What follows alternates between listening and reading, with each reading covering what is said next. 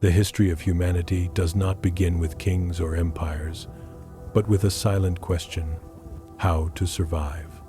From particles drifting in a primitive universe to cities that nearly touch the sky, human beings have always walked between two opposing forces: the desire to create and the impulse to dominate.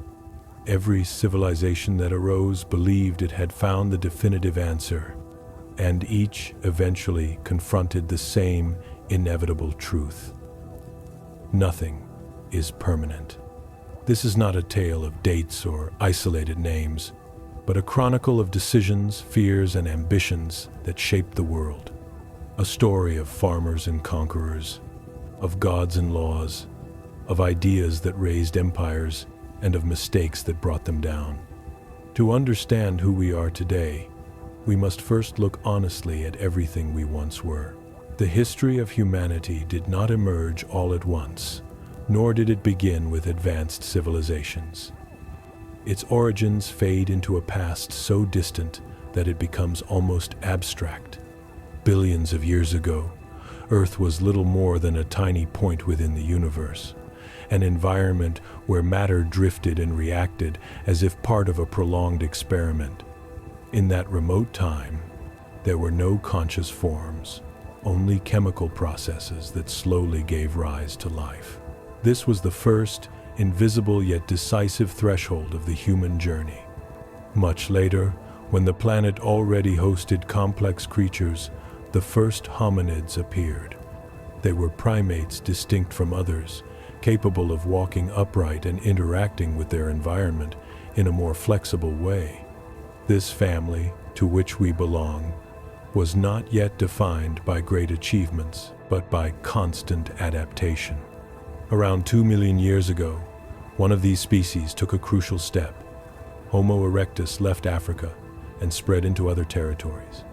With brains more developed than those of its predecessors, it managed to survive in unfamiliar regions, marking the beginning of human expansion across the world. Over time, Neanderthals emerged, whose existence is recorded as far back as 400,000 years ago. Their bodies were shaped to withstand the cold climates of Europe and Western Asia, and their facial features showed an unsettling closeness to modern humans. They were not primitive, disorganized creatures. They represented an advanced form of adaptation, yet they were not the ones who came to dominate the planet. That position belonged to Homo sapiens, the only species of the genus Homo to survive to the present day. The real question is not when Homo sapiens appeared, but how it managed to prevail over all other human species. The answer lies not only in biology, but in a profound shift in the way of life. That shift took shape through civilization. To understand it, one must look to the fertile lands of Mesopotamia around 4000 BC, in a region between the Tigris and Euphrates rivers, where the Sumerian city of Uruk stood. Unlike their nomadic ancestors, the inhabitants of Uruk began to rely less on hunting and gathering. Instead, they developed techniques to cultivate cereals such as wheat and barley. This advance was not simple. Turning grain into food required constant effort. For this purpose, they used a basic but effective tool, the hand mill, made of 2 stones between which the grains were crushed until they became flour. This product was then stored for later use, ensuring a more stable source of nourishment. This repetitive and demanding process marked the birth of organized agriculture. From that moment on, human beings ceased to depend exclusively on what nature offered immediately. Through ingenuity and collective labor, they began to create their own sustenance. Thanks to this transformation, Uruk prospered and became one of the world's first great cities, with a population exceeding 50,000 inhabitants. However, this progress had profound consequences. Agricultural life altered the human body. Average height declined noticeably in both men and women, reflecting a less varied diet and a more sedentary existence. The ancient hunters, strong and agile, were replaced by farmers who were smaller and physically less robust. Moreover, by settling permanently, people lost their mobility and their direct access to other environments, such as the sea, transforming the very essence of human experience. In this new world, figures of power also emerged. According to tradition, Gilgamesh began his reign as a Sumerian king at the beginning of the 3rd millennium BC, symbolizing the authority of the first city-states. Yet that dominance did not last forever. Toward the end of the same millennium, the Akkadians displaced the Sumerians, and Sargon the Great consolidated his power by conquering all of Sumer, creating one of the first empires in history. While Mesopotamia was undergoing these changes, another civilization was flourishing in the Indus Valley, in what is now Pakistan, between 3,300 and 1,300 BC. This culture stood out for its advanced urban planning, especially its sanitation systems. Homes were equipped with toilets connected to underground drainage networks that carried wastewater away, reducing the spread of disease and keeping cities clean and livable. In Egypt, by contrast, priorities were different. There, attention focused less on everyday infrastructure and more on the construction of monuments intended for eternity. According to Egyptian religious beliefs, when a pharaoh died, his spirit continued to exist in the afterlife, where he would keep ruling and be venerated by the living. To secure that destiny, the pharaoh's body was mummified and placed inside pyramids filled with offerings and treasures, conceived as guarantees of power beyond death. In Egypt, the obsession with eternity shaped one of the most monumental expressions of human power. The pharaoh's body was not treated as a simple mortal remnant, but as a sacred object. Through the process of mummification, the goal was to preserve his physical form so that the spirit could recognize it and continue its journey in the afterlife. The pyramid was not merely a tomb, but a symbolic storehouse of power. Within it were deposited food, valuable objects, and treasures meant to ensure that the pharaoh retained his authority even after death. All pharaohs shared the same ambition. They did not wish simply to die, but to triumph in the next life, to preserve their status, and to be remembered and worshipped forever. For that reason, the construction of a personal pyramid became an absolute priority of each reign. This tradition began when the pharaoh Djoser, between 2667 and 2648 BC, ordered the construction of the step pyramid of Saqqara, a revolutionary structure for its time. Later, Snefru pushed this idea even further, experimenting with new forms by erecting monuments such as the Bent Pyramid and the Red Pyramid in his search for architectural perfection. The culmination came with the pharaoh Khufu, who between 2589 and 2566 BC promoted the construction of the Great Pyramid of Giza. For approximately 20 years, thousands of workers took part in a project that still challenges our understanding today. Khufu was followed by his successors, Khafre and Menkaure, responsible for the second and third pyramids of the complex, completing a funerary landscape that would become an eternal symbol of Egyptian civilization. While Egypt looked toward eternity, another form of legitimizing power emerged at the eastern edge of the world. In China, around 2100 BC, what tradition considers the first dynasty came into being. As in Mesopotamia, the foundation of Chinese society was agriculture, with crops such as rice, wheat, and barley sustaining the population. However, this stability was constantly threatened by the unpredictable force of nature. According to legend, the Yellow River overflowed repeatedly, destroying crops and causing devastating famines. In the midst of this chaos emerged the figure of Yu, a man who devoted his life to controlling the waters. He tirelessly followed the course of the river, designing systems of dikes and canals to divert and regulate the floods. After 13 years of continuous effort, the waters ceased to cause destruction, and the population celebrated his achievement. Yu was recognized as a savior, and thus the Xia dynasty was said to have begun. Although modern historians question the factual accuracy of this account, its symbolic importance is undeniable. It established the idea that power should be granted to those who demonstrated merit and capability. Meanwhile, in Mesopotamia, around 1772 BC, a Babylonian king named Hammurabi profoundly transformed social organization. His legacy was not a pyramid or an epic, but a legal system.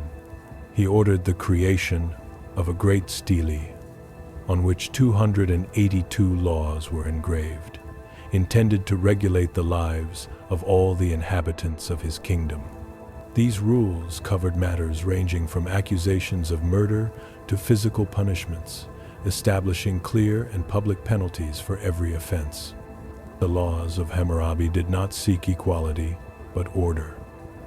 Each person held a different value according to their social position, and justice reflected that hierarchy. Harm done to a noble was not punished in the same way as harm inflicted on a commoner, and the life of a slave carried a lower price. In this way, Hammurabi consolidated a society structured into castes, where an individual's worth was determined by their place within the system, an idea that would reappear repeatedly throughout human history. At the same time, in the region that today corresponds to Turkey, a lesser-known civilization was beginning to expand. The Hittite Empire emerged under the leadership of Labarnus, who ruled between 1680 and 1650 BC. His objective was clear: to unite the Hittite city-states under a single authority. To achieve this, he led military campaigns from one city to another, subduing rivals and forging strategic alliances with neighboring territories, thereby laying the foundations of a regional power in constant expansion.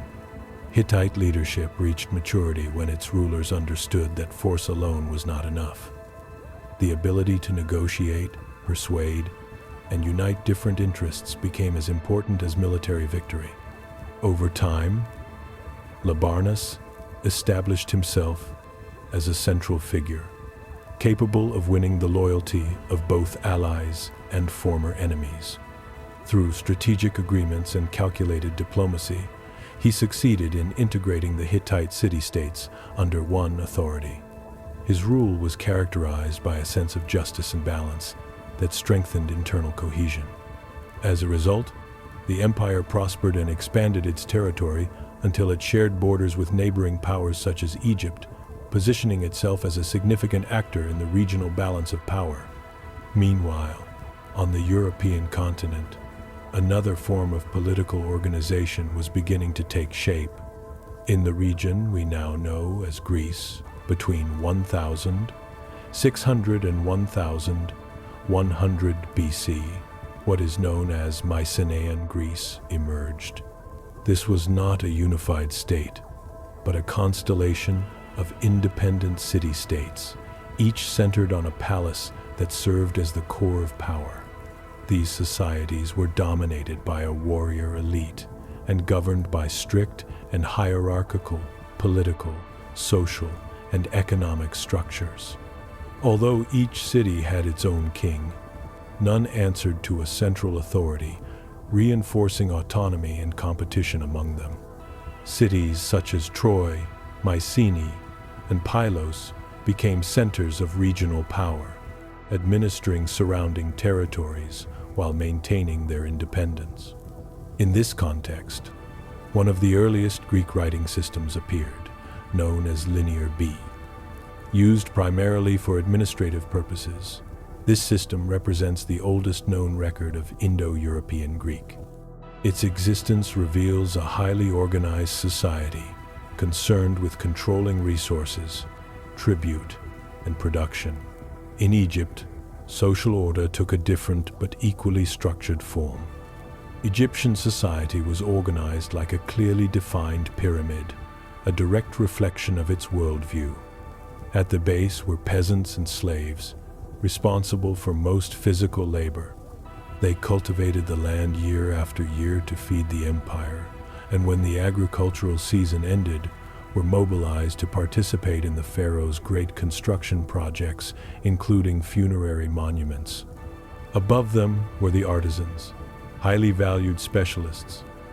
Stonecutters, plasterers, and sculptors produced the works of art and luxury objects that characterize Egypt to this day.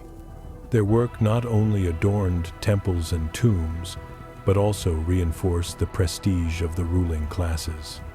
One level higher stood the merchants, who traveled along the Nile transporting goods such as gold, papyrus, and linen. Their commercial activity generated substantial wealth and granted them a respected status within society. The scribes occupied an even higher position. Trained in specialized schools, they mastered the complex hieroglyphic script and became the administrators of knowledge. They recorded harvests, taxes, inventories, and official documents, as well as aspects of the pharaoh's daily life. Their control over information made them key components of the state's functioning. Next came the soldiers, responsible for protecting the empire and ensuring its stability. They devoted their lives to defending the territory and carrying out military campaigns, both defensive and preventive. Generally well-fed and trained, they represented the armed arm of pharaonic power. Near the top were bureaucrats and high officials. Viziers and administrators coordinated the logistics of the state, ensuring that resources flowed properly and that government orders were carried out without disruption. Priests, for their part, maintained the temples and performed rituals to secure divine favor, while nobles oversaw specific regions of the empire and preserved local order. At the top of this structure stood the pharaoh. More than a king, he was regarded as the mediator between the gods and humankind. The entire society was organized to serve him. Peasants paid taxes in his name, artisans created exclusive objects for him, merchants ensured his supply, scribes recorded his decisions, and soldiers defended his dominion. Bureaucrats assumed the administrative tasks he could not personally perform, while the pharaoh, from above, maintained the sacred bond with the divine world. When the pharaoh died, it was not believed that his power ended. He was buried in a pyramid from which he would continue to rule eternally, perpetuating a system designed to sustain his authority beyond life itself. Egyptian society as a whole existed to guarantee this order, a model that left a deep imprint on the history of civilization. Within this sacred framework, the pharaoh did not merely govern but acted as a direct intermediary between the gods and the human world. Under this system, one of the most prominent rulers was Ramesses II, who reigned between 1279 and 1213 BC. Within this rigid and deeply hierarchical social structure, Ramesses consolidated an extraordinary legacy. He oversaw the construction of colossal monuments, such as the temples of Abu Simbel, the Ramesseum, and the expansions of the Karnak complex, using architecture as a permanent declaration of power and divinity. He also strengthened Egyptian control by reclaiming territories lost by earlier pharaohs, though he encountered a clear limit in expansion toward regions controlled by the Hittite Empire. During this same period, Hittite power was led by King Muwatalli II, who ruled approximately between 1295 and 1272 BC. Following the tradition of leaders such as Labarnaz, Muwatalli pursued an aggressive policy of military expansion. His ambition was to unite vast territories under Hittite rule, even at the cost of confronting Egypt. Ramesses, aware that other pharaohs had failed to halt the Hittites, understood that the survival of his empire depended on a direct and decisive response. The focal point of the conflict was the city of Kadesh, a strategic stronghold. Ramses advanced with his army divided into 4 major contingents, confident of a swift victory that would allow him to defeat Muwatalli. However, the Hittites were already aware of the invasion thanks to an effective network of espionage.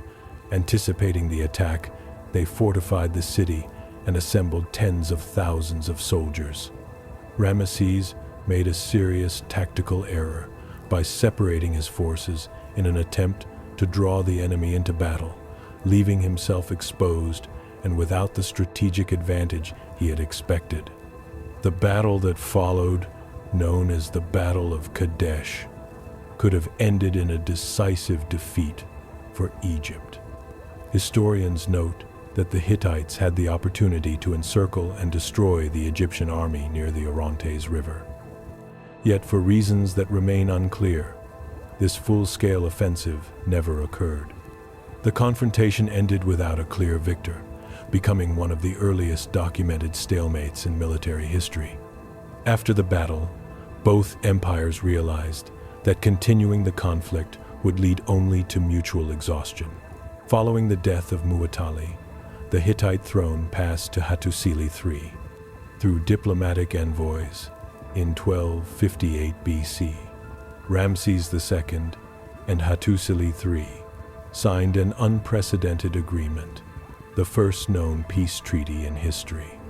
It stipulated that neither kingdom would attack the other or attempt to seize its territory.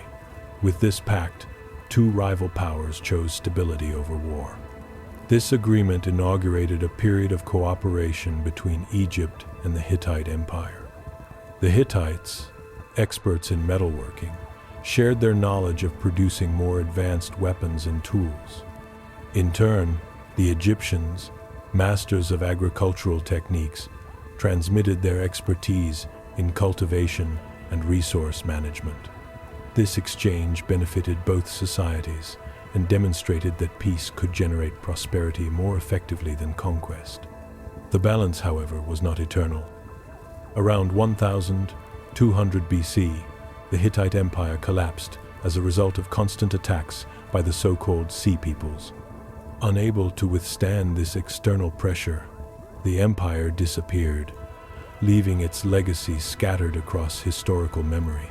While these events were transforming the world of the Eastern Mediterranean, on a distant continent, the first great civilization of the Americas was emerging.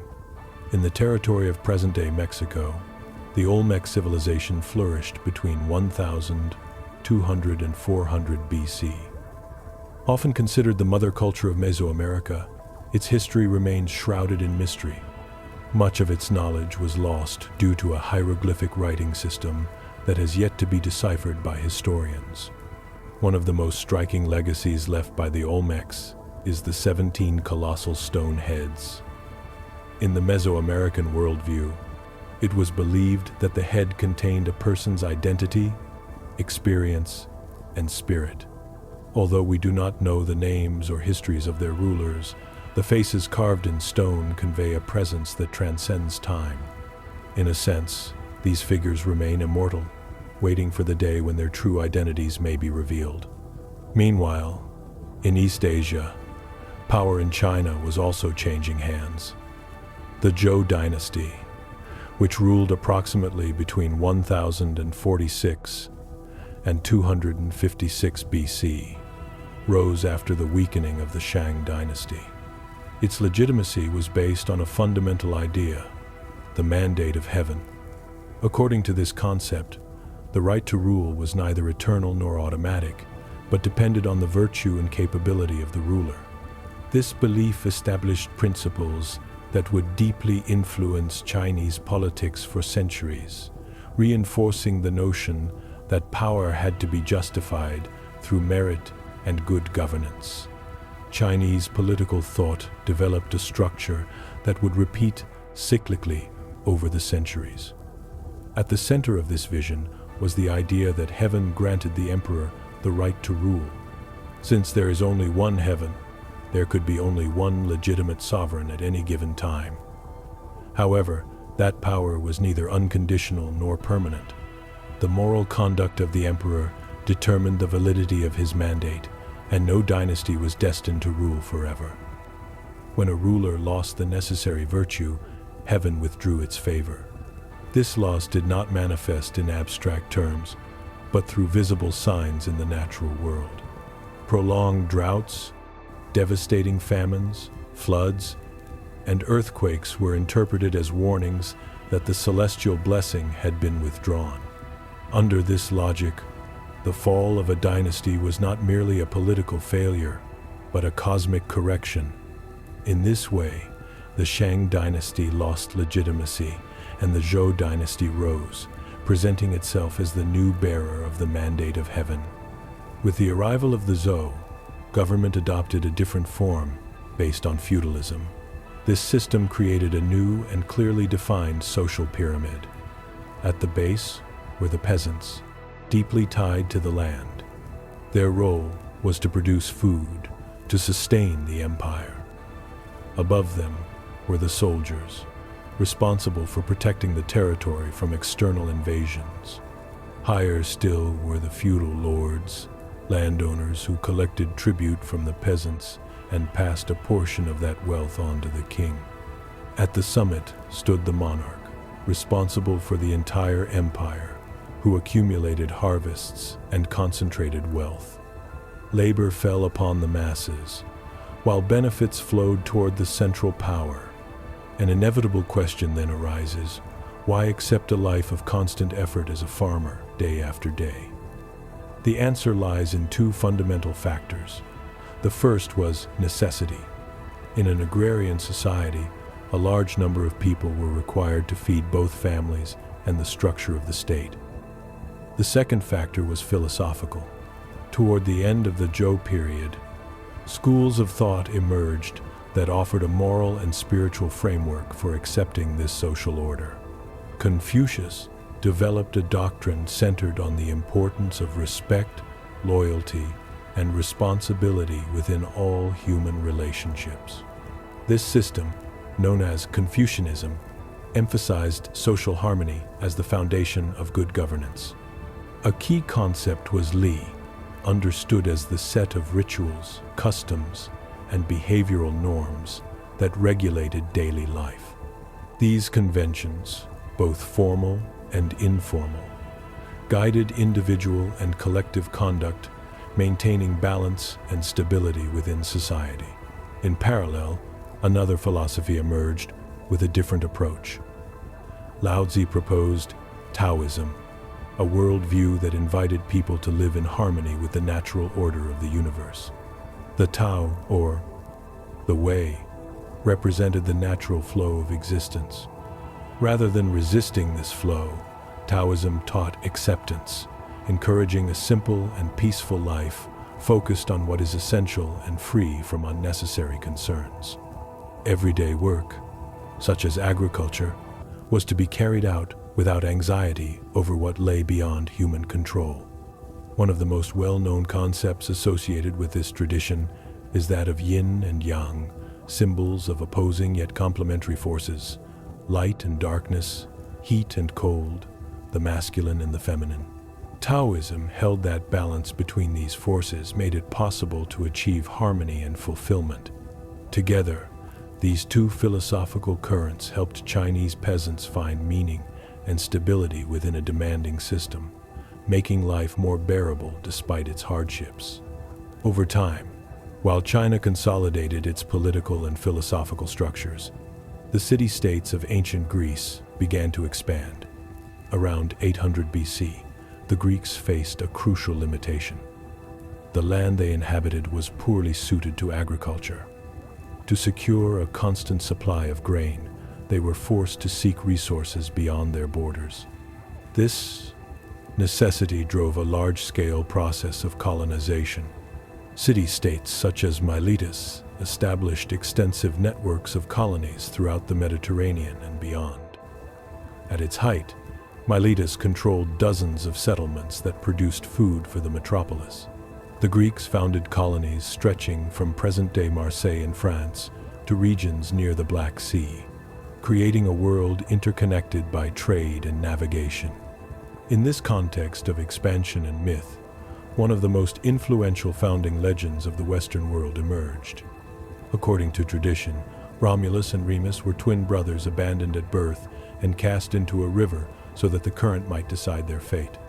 The basket in which they floated was found by a she-wolf, who fed and protected them until they regained strength. As adults, the brothers sought the place where they had been saved, intending to found a city. However, this decision sparked a deep rivalry, as both wished the new settlement to bear their name, sowing the seeds of a decisive conflict. The dispute over the name of the new city led Romulus and Remus into an irreconcilable confrontation.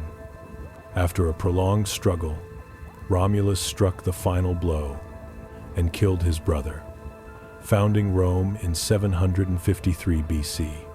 This violent act marked the birth of a city destined to leave a profound mark on the history of the Mediterranean world. While the Greek city-states continued their colonial expansion, a decisive shift in power was taking shape in the East.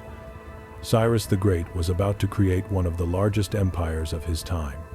At that moment, the Persians were subject to the rule of the Median Empire. According to tradition, King Astyages had a troubling dream in which his grandson rebelled against him. Fearing the prophecy, he ordered that the newborn be killed, but his advisor chose instead to give the child to a shepherd to be raised in secret. Years later, when Cyrus was around 10 years old, Astyages discovered his existence. Although fear remained, the king allowed him to live, a decision that would become his greatest mistake. As an adult, Cyrus gathered an army and rose against his grandfather. Just as the dream had foretold, Astyages was defeated and surrendered in 550 BC. Far from stopping there, Cyrus continued his expansion. He conquered Babylon and became the supreme ruler of Mesopotamia, extending his dominion even toward regions linked to the civilization of the Indus Valley. The known world seemed to lie under his control. Cyrus also incorporated the Greek colonies of Ionia in Asia Minor, consolidating a vast Persian empire. His death left an uncertain landscape that would be inherited by the next great ruler, Darius the Great, tasked with maintaining and organizing that immense territory. Back in Greece, several city-states began to stand out, but two rose above the rest: Sparta and Athens. Sparta defined itself through its military character. Spartan society revolved around war and physical strength. From birth, children were evaluated, and those deemed weak were set aside. Boys were separated from their families at an early age and subjected to harsh training that included extreme discipline, physical conditioning, and weapons handling. The entire life of a Spartan was oriented toward combat. This vision was reflected in Sparta's social structure. At the top stood an aristocratic elite that concentrated political power. Below them were free men without full citizenship, obligated to serve in the army, and at the base were the helots, a subjugated population that provided the labor necessary to sustain the state. Sparta was a rigid, austere, and deeply militarized society. Athens, by contrast, explored a different idea: democracy. Its political system was complex and in many respects chaotic. There were two main institutions, the Council of 500 and the Assembly. The council was formed through a random selection process known as sortition. The city was divided into 10 tribes, and each contributed 50 citizens to serve for 1 year. Names were selected using a device called the Kleroterion, a machine that employed tokens and mechanisms to choose council members in a seemingly impartial way. The Assembly, for its part, operated on the principle that every citizen had the right to vote. However, citizenship was restricted to free men. not slaves, who were born in Athens or were the sons of Athenian parents. Because tens of thousands of people could participate, the process was difficult to control. To maintain order, the Council of 500 appointed 9 presidents each day, whose task was to ensure that rules and procedures were respected. Because they were chosen shortly before each session, it was nearly impossible to influence them through bribery. Decisions were made by public, spoken vote. In this way, Athens developed a political system that was participatory, disorderly, and fragile, yet profoundly innovative for its time. The decisions of Athenian democracy included the appointment of generals, the approval of laws, and the operation of a complex bureaucracy.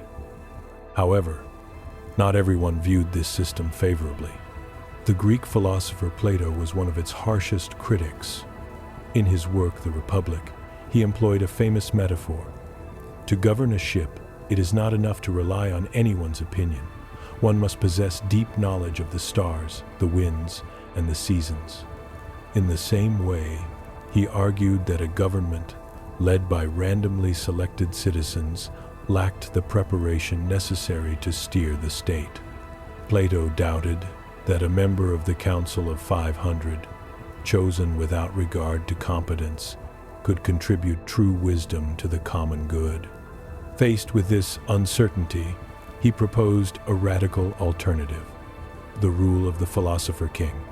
For him, power should rest in the hands of those who devoted their lives to the study of reason, logic, and knowledge, men capable of understanding the nature of justice and guiding society with prudence.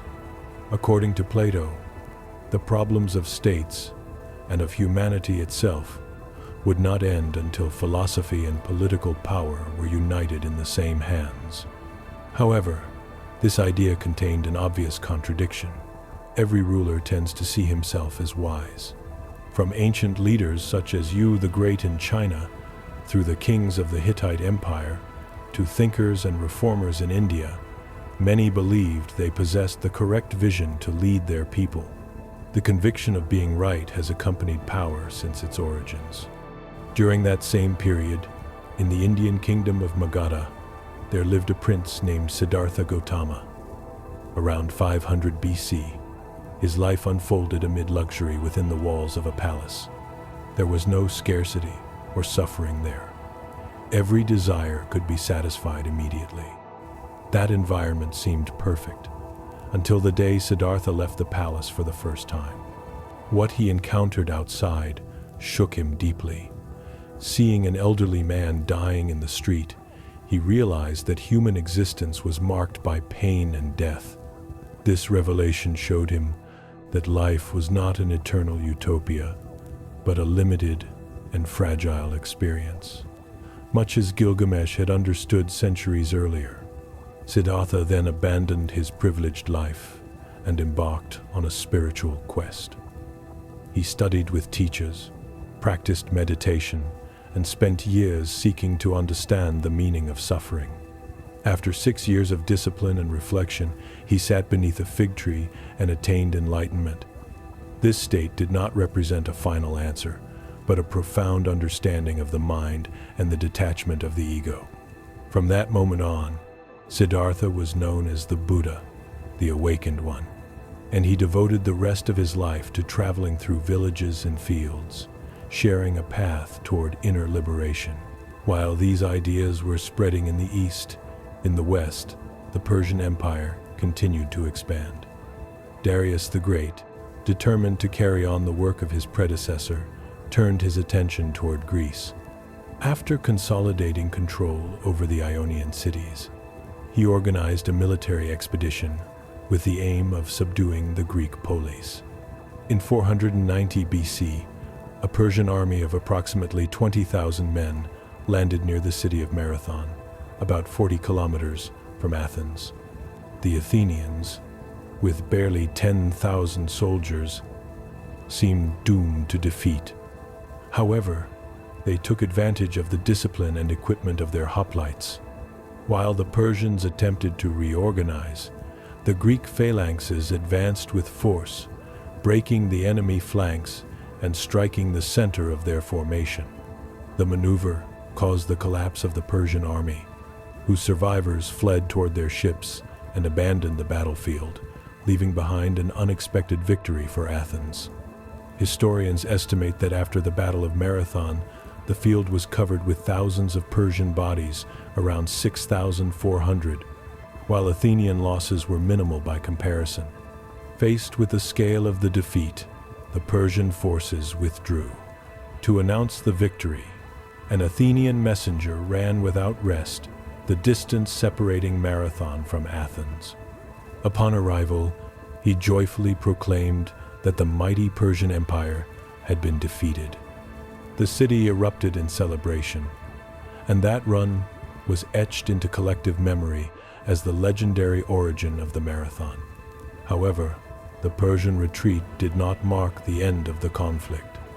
Not even the death of Darius I, which occurred under unclear circumstances, put an end to imperial ambitions. His son Xerxes I inherited the throne with the determination to complete the conquest of Greece.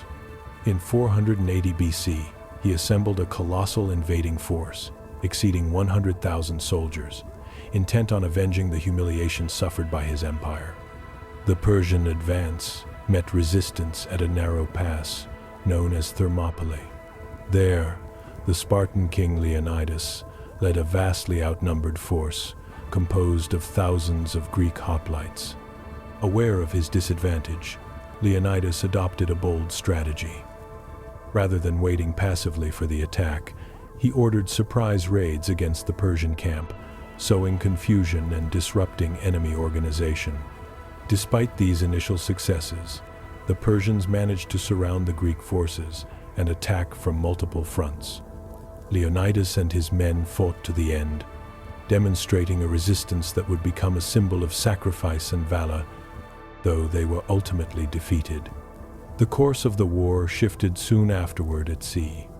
In the Battle of Salamis, the Greeks confronted the massive Persian fleet, which numbered hundreds of ships. At first glance, Persian superiority appeared overwhelming. Nevertheless, the Athenian strategist Themistocles lured the enemy fleet into the narrow straits of Salamis, where the confined space nullified its numerical advantage. In the naval battle that followed, the Persian ships became trapped and unable to maneuver. The Greek victory was decisive and irreversibly altered the course of the war. Although Xerxes returned to Persia, he left his general Mardonius in command of the remaining forces. Diplomatic negotiations failed, and both sides prepared for a final confrontation. When the Persians marched toward Plataea, the Greek city-states realized that only unity could ensure survival.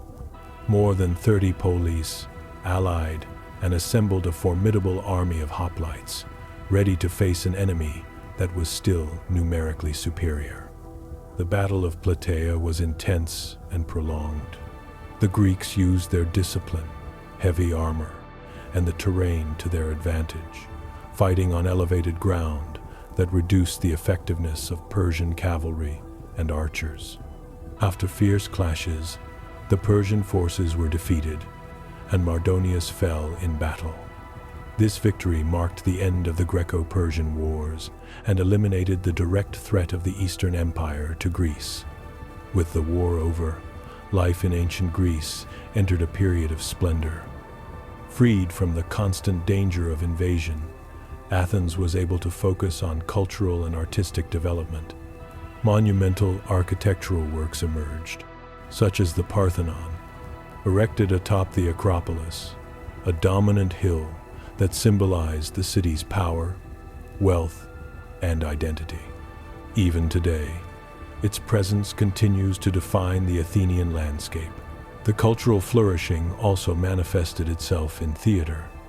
The state sponsored poets and playwrights to present their works during the Dionysia, festivals dedicated to Dionysus, god of theater and fertility. From these celebrations emerged immortal figures such as Sophocles, Aeschylus, and Aristophanes, whose works explored tragedy, comedy, and the human condition. However, This period of brilliance also brought new ambitions. The city-states, especially Athens, began to seek greater influence and control, recruiting allies and extending their power over other polis, setting the stage for future conflicts within the Greek world itself.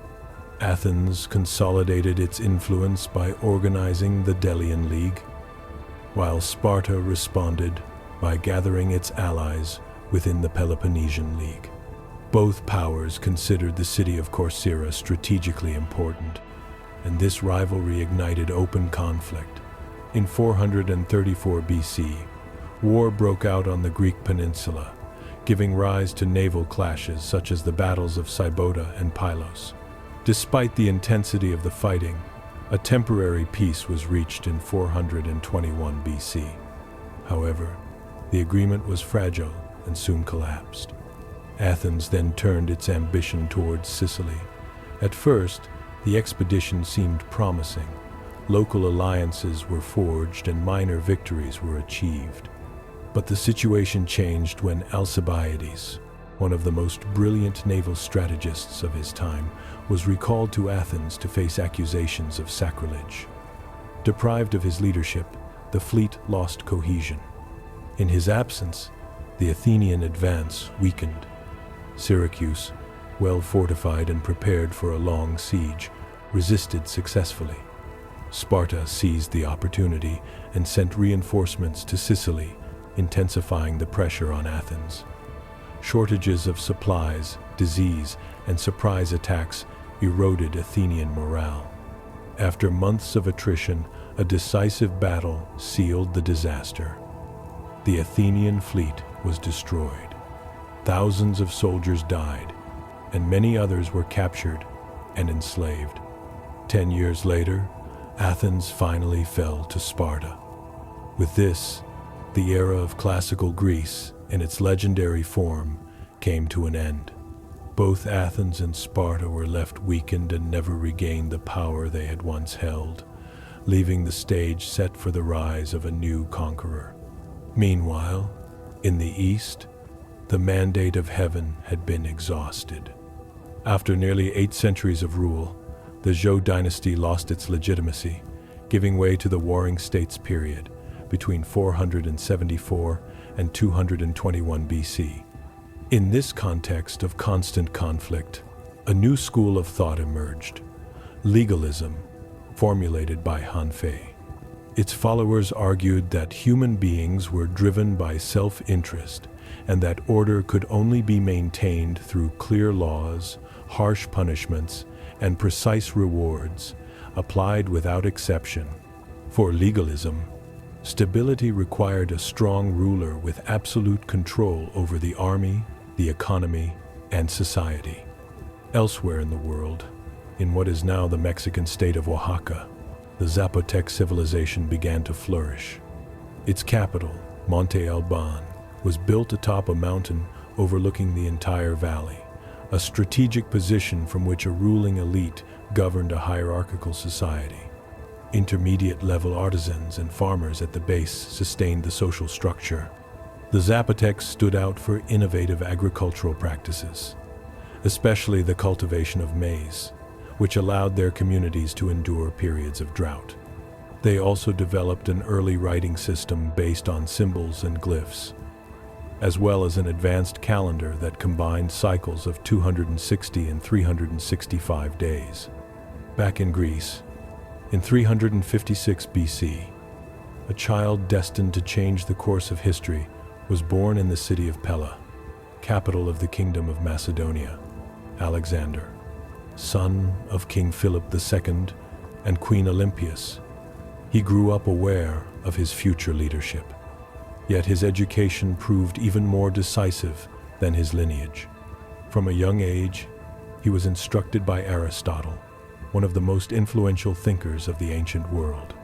Aristotle, regarded as the father of logic, laid the foundations of disciplines such as biology and taxonomy, and introduced a method of reasoning that would profoundly shape his pupils' way of thinking. The method of thought developed by Aristotle, based on observation, logic, and systematic analysis, continues to be taught to this day.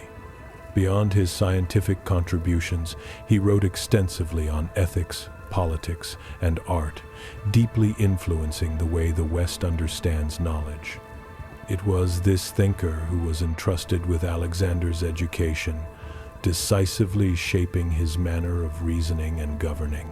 Alexander was only 20 years old when his father was assassinated. Thanks to the education he had received, he was able to consolidate his dynasty's power rapidly. In 336 BC, he assumed command and acted decisively to prevent any challenge to his authority. When the Greek city of Thebes rebelled, Alexander responded with extreme speed, covering nearly 400 kilometers in just 2 weeks. When the city refused to surrender, he ordered its total destruction. Thousands of inhabitants were killed, and the survivors were sold into slavery. The message was unmistakable.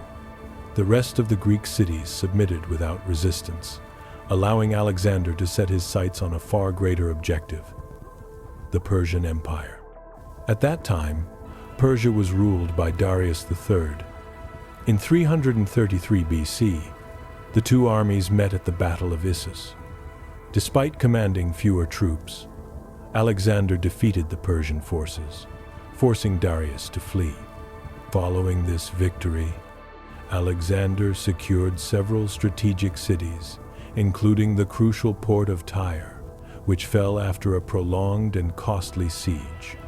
2 years later, in 331 BC, Alexander confronted Darius III again, at the Battle of Gaugamela, near the Tigris River. Once more, numerical inferiority did not prevent a Macedonian victory.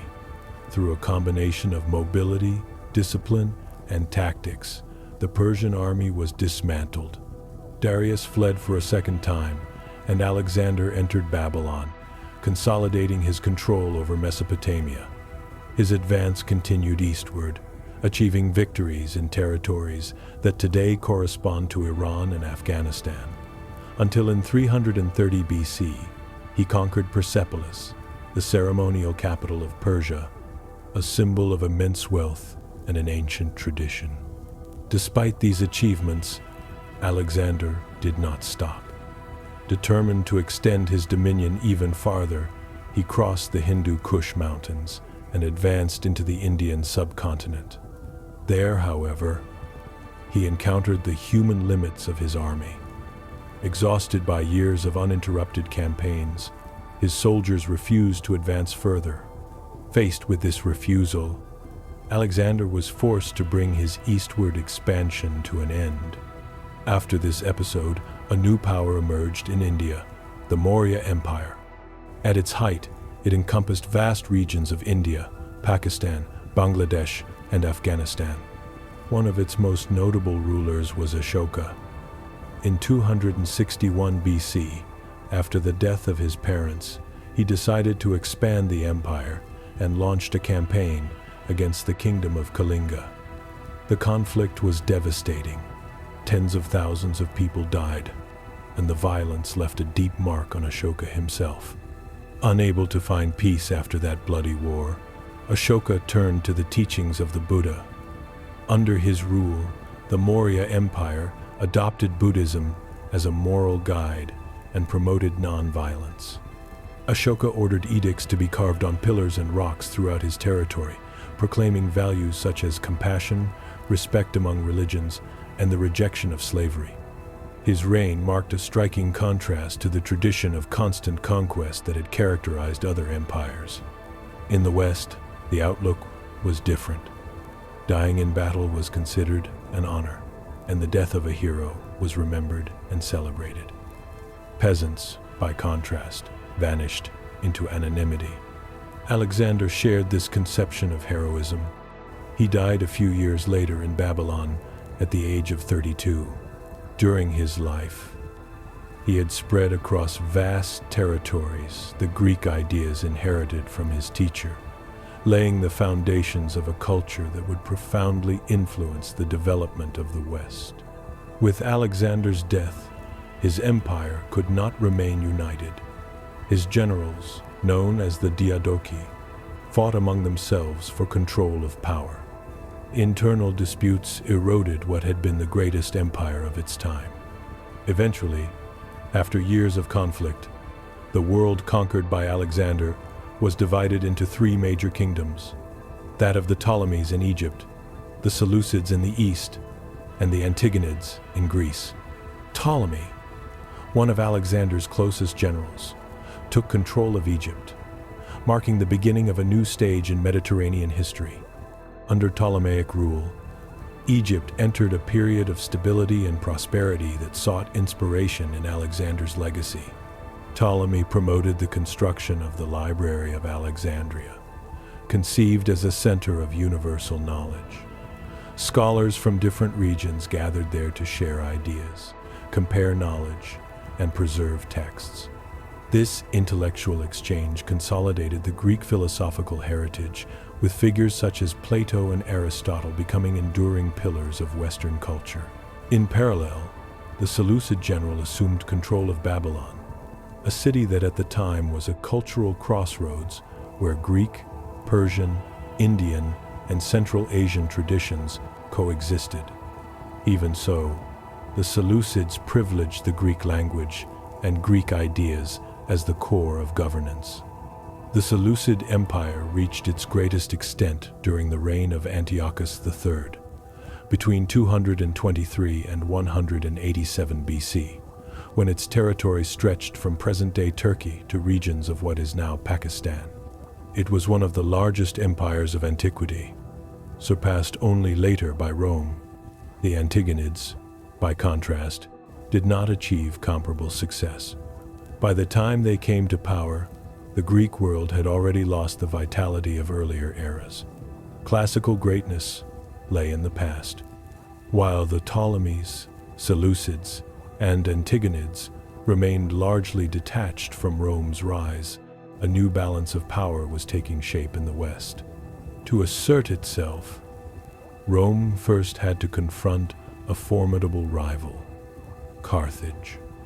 Both powers sought control of Messina, on the island of Sicily, a key position for dominating the Mediterranean. This rivalry triggered the First Punic War. After 2 decades of fighting, in 241 BC, Carthage's defeat led to the Treaty of Lutatius. Peace, however, was short-lived. In 218 BC, the Second Punic War began. The Carthaginian general Hannibal launched a daring invasion of Italy, crossing the Alps with his army and his elephants. He achieved decisive early victories, including the famous Battle of Cannae in 216 BC. Despite these successes, Hannibal failed to deliver the final blow. Rome recovered, and, under the command of Scipio Africanus, defeated Carthage at the Battle of Zama in 202 BC. The outcome was decisive. Carthage lost its territories and its power, marking the end of its empire and confirming Rome's rise as the dominant power in the West. Meanwhile, in the East, the Warring States period had come to an end. Qin Shi Huang and the Qin dynasty exercised absolute power between 221 and 206 BC. Determined to unify China, Qin divided the territory into 36 commanderies, each overseen by a civil governor, a military commander, and an imperial inspector. Obedience was mandatory, and any deviation was punished severely. Legalism underpinned this system. Strong government, strict laws, and total control, based on the belief that human beings acted out of self-interest.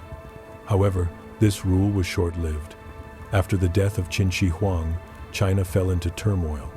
From this chaos emerged Liu Bang, who led a rebellion and was proclaimed emperor between 206 and 195 BC, founding the Han dynasty. Unlike his predecessors, Liu Bang rejected extreme legalism and adopted the principles of Confucianism. Moderation, virtue, and moral duty became the foundations of the new order, weaving the stability of a long-lasting dynasty. During the Han Dynasty, silk production grew significantly, and trade assumed a central role. In 138 BC, the Han Emperor sent an imperial mission to establish contact with the cultures of Central Asia and the Mediterranean. Over time, these connections gave rise to trade routes, along which Chinese silk traveled westward, passing through the Middle East and reaching Europe, where it attained immense value. In its early stages, the route was limited, and around 97 BC, a Chinese envoy set out on a journey that would mark the first steps of this connection. A Chinese emissary was sent westward bearing gifts of silk intended for the Roman Empire. However, his journey was halted in Mesopotamia. There, the Parthians, the dominant power in the region, warned him that the journey to Rome would be excessively long and dangerous. The messenger did not know he was being deceived. In reality, the route would have been shorter, but the Parthians wished to preserve their position as commercial intermediaries. In this way, a delicate balance was established among three great empires: Rome in the west, Parthia in the center, and China in the east, connected yet carefully kept apart. In 86 BC, a weakened Greece became a direct target of Roman expansionism. The general Lucius Cornelius Sulla led his legions against Athens and subjected the city to a prolonged siege. For months, the population endured hunger and violence. When the city finally fell, Sulla allowed it to be sacked, destroying valuable cultural treasures. With this victory, the center of Mediterranean power shifted definitively to Rome. Athens, once a symbol of influence and thought, was reduced to a secondary role. Shortly afterward, in 63 BC, the general Pompey was ordered to secure Jerusalem and the region of Galilee. Roman forces quickly seized the cities, incorporating the territory into Roman rule.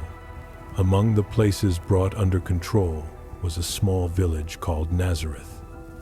Roman expansion did not stop there. In 58 BC, Julius Caesar was appointed governor of Cisalpine Gaul in northern Italy, with the explicit mission of conquering the rest of Gaul. At that time, the region was inhabited by various Celtic peoples spread across what are now France, Belgium, and parts of Switzerland, Germany, and Italy. These peoples valued their independence deeply. To resist Rome, they united under the leadership of Vercingetorix in a final attempt to halt the Roman advance. The decisive confrontation took place at Alesia in 52 BC. The city was protected by walls, ditches, and elevated positions. Vercingetorix concentrated a large Gallic army within the stronghold. Caesar, aware of the difficulty of a direct assault, chose a strategy of attrition. He ordered the city to be completely surrounded, constructing a circumvallation wall to prevent the defenders from escaping, and a second defensive system facing outward, designed to block any reinforcements. For weeks, the siege was relentless. Both sides suffered heavy losses. Attempts to break out from inside Alesia were repelled by the Roman legions. The situation became critical when a Gallic relief army, led by an ally of Vercingetorix, attempted to break the encirclement. Caesar responded by sending part of his forces to intercept them. After fierce fighting, the Romans prevailed. Trapped, without supplies, and with no hope of assistance, Vercingetorix surrendered. He emerged from Alesia and gave himself up as a prisoner to Caesar, bringing organized Gallic resistance to an end. In the years that followed, Caesar moved through Gaul, consolidating Roman conquest. His prestige and popularity grew alarmingly in Rome, arousing the Senate's fear. The senators viewed the power accumulated by Caesar with suspicion and demanded that he relinquish his command and disband his army. If he refused, he would be declared an enemy of the state. Faced with this threat, Caesar confronted a crucial decision: obey the Senate or defy it and risk civil war. Roman law strictly forbade any general from crossing the Rubicon River and entering Italy with armed troops. Crossing the Rubicon with a standing army without explicit authorization from the Senate was an act prohibited by Roman law. To do so meant treason. That seemingly insignificant stream would reveal Julius Caesar's true intentions and mark a point of no return. Civil war became inevitable. When Caesar advanced with his legions, the clashes at Corfinium and Pharsalus demonstrated to the Senate that they were facing a formidable rival. In response to the threat, the Senate entrusted command of Roman forces to Pompey, once an ally and now an adversary. Both sides understood the strategic importance of Hispania, the bridge between Italy and the rest of Europe. The armies met near Ilerda, in the northeast of the peninsula. Although Caesar's forces were inferior in number, their discipline, experience, and tactical superiority tipped the balance. After several days of intense fighting, Caesar prevailed, forcing Pompey to retreat. The outcome consolidated his position and established him as the dominant figure in Rome. When Caesar returned, the city greeted him with acclamations. The people proclaimed him dictator for life. Without delay, he undertook a series of reforms aimed at strengthening the state and improving urban life. He promoted major public works, roads, bridges, and aqueducts that connected the city and stimulated commerce. He introduced political and social changes, extended citizenship to many inhabitants of the empire, and promoted laws and customs inspired by the Roman model. He encouraged the spread of the Latin language and culture and established the Julian calendar, the basis of the system still in use today. Nevertheless, his power inspired fear. Barely 2 years later, in 44 BC, Caesar was stabbed to death by a group of senators led by Cassius and Brutus. The assassination plunged Rome into chaos. Without firm leadership, rival factions emerged, each fighting for control of the government. In this context, Octavian, Caesar's adopted son, arrived in Rome at just 18 years of age. Determined to claim his political inheritance, he allied himself with Mark Antony, Caesar's former lieutenant. Together they defeated the assassins at the Battle of Philippi in 42 BC. However, the alliance was short-lived. The ambitions of both men collided, and the rivalry for control of the empire intensified. The decisive confrontation took place in 31 BC at the naval Battle of Actium. Octavian's forces achieved a clear victory. Mark Antony fled to Egypt with Cleopatra, and the following year both ended their lives. With the defeat of his rival, Octavian became the undisputed ruler of Rome. In 27 BC, he was proclaimed Augustus, becoming the first Roman emperor. During his reign, in the Roman province of Judea, a child was born in Bethlehem who would transform history: Jesus.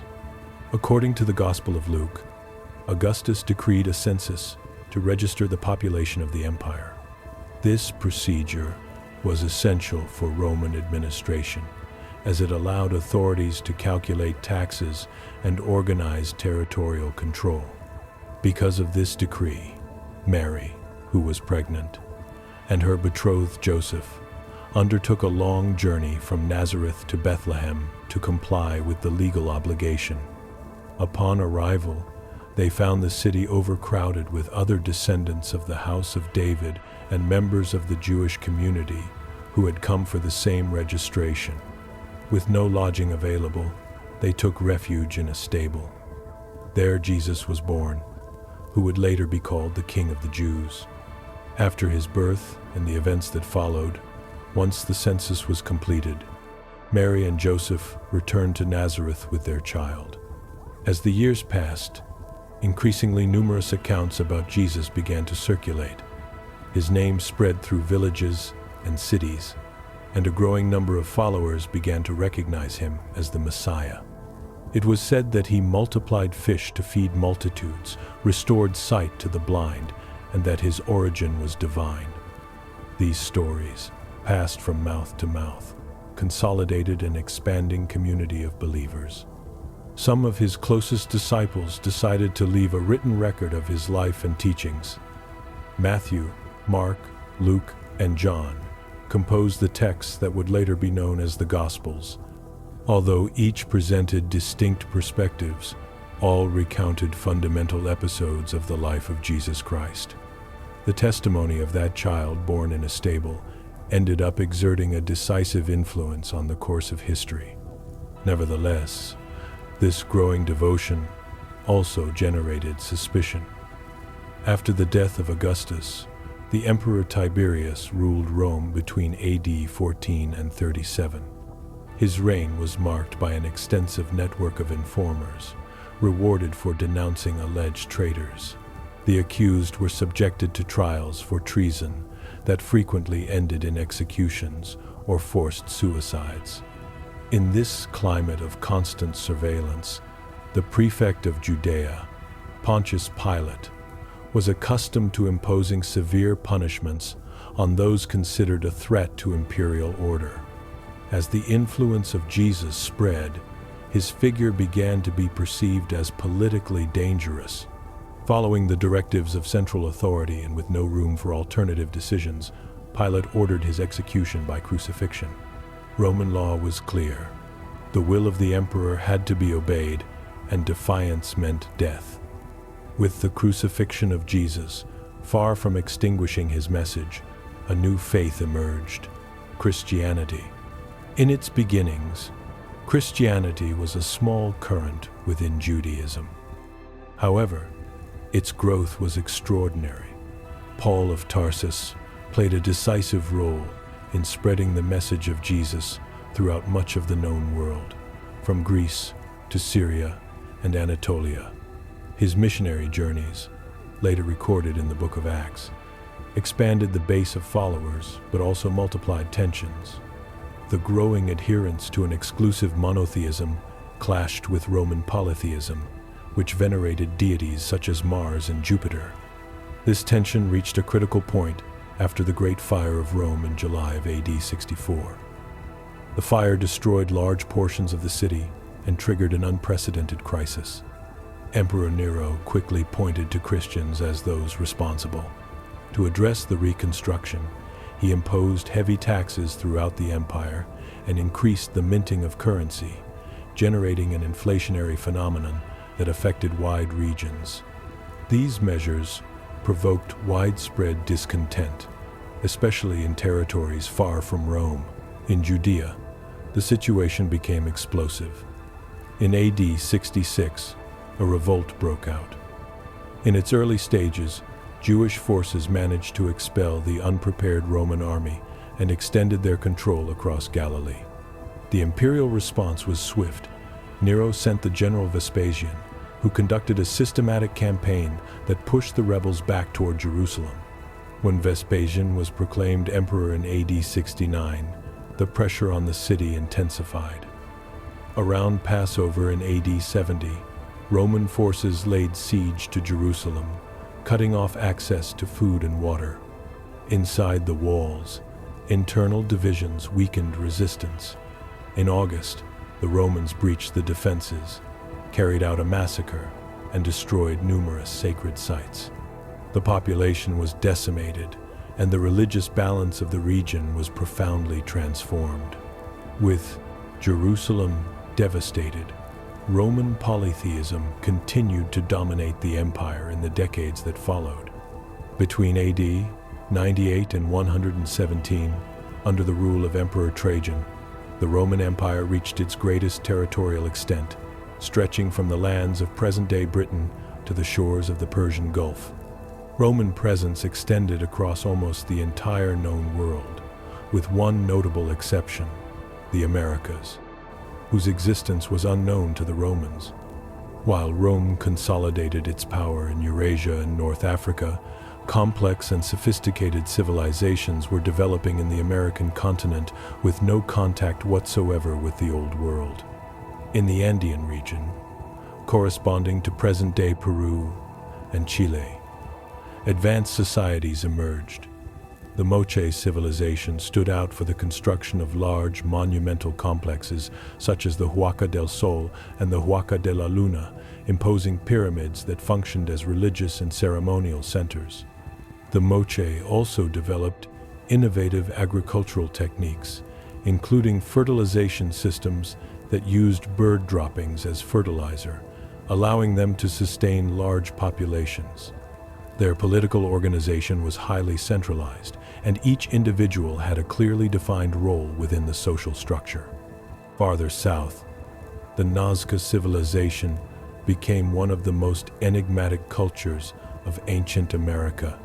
This people created enormous geoglyphs on the surface of the desert, figures that included geometric shapes, animals, and human silhouettes. To make them, they removed the dark, iron oxide-rich stones that covered the ground, revealing lighter lines beneath. These formations, known today as the Nazca Lines, continue to be the subject of debate and speculation, as their exact purpose remains a mystery.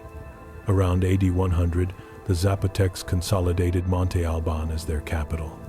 This city became one of the earliest examples of urban planning in the Americas. Its design followed an orderly pattern, with main and secondary streets leading to plazas and public buildings. Monte Alban was divided into districts with specific functions: residential, administrative, and religious, which contributed to its longevity and allowed it to remain inhabited for nearly 1,000 years. Returning to the Roman world, after Trajan's death in AD 117, a new emperor rose to power, facing an immense challenge. Hadrian inherited a vast and difficult-to-govern empire. His primary objective was not expansion, but stability. One of the first crises arose in the recently conquered Roman province of Britannia. As had happened in Judea, many local inhabitants rejected Roman rule and began to provoke disturbances, raising fears of a widespread rebellion. To contain this threat, Hadrian ordered the construction of a monumental fortification known as Hadrian's Wall. This structure stretched from coast to coast and was intended to mark the limits of Roman control, deter uprisings, and regulate the movement of people. The message was clear: Rome was there to stay. However, in Galilee, the situation was far more violent. Simon Bar Kokhba led a Jewish rebellion aimed at freeing the region from Roman control. At the same time, Rome was developing a new city called Aelia Capitolina on the ruins of Jerusalem, destroyed in the previous revolt, incorporating temples dedicated to Roman gods such as Jupiter. Around AD 132, Bar Kokhba assumed the title of supreme leader, and many Jews regarded him as the Messiah destined to restore their people's independence. The rebel forces managed to seize Aelia Capitolina and incapacitated much of the Roman garrison. Hadrian responded with extreme severity. He dispatched an army of approximately 120,000 men to Judea to crush the revolt.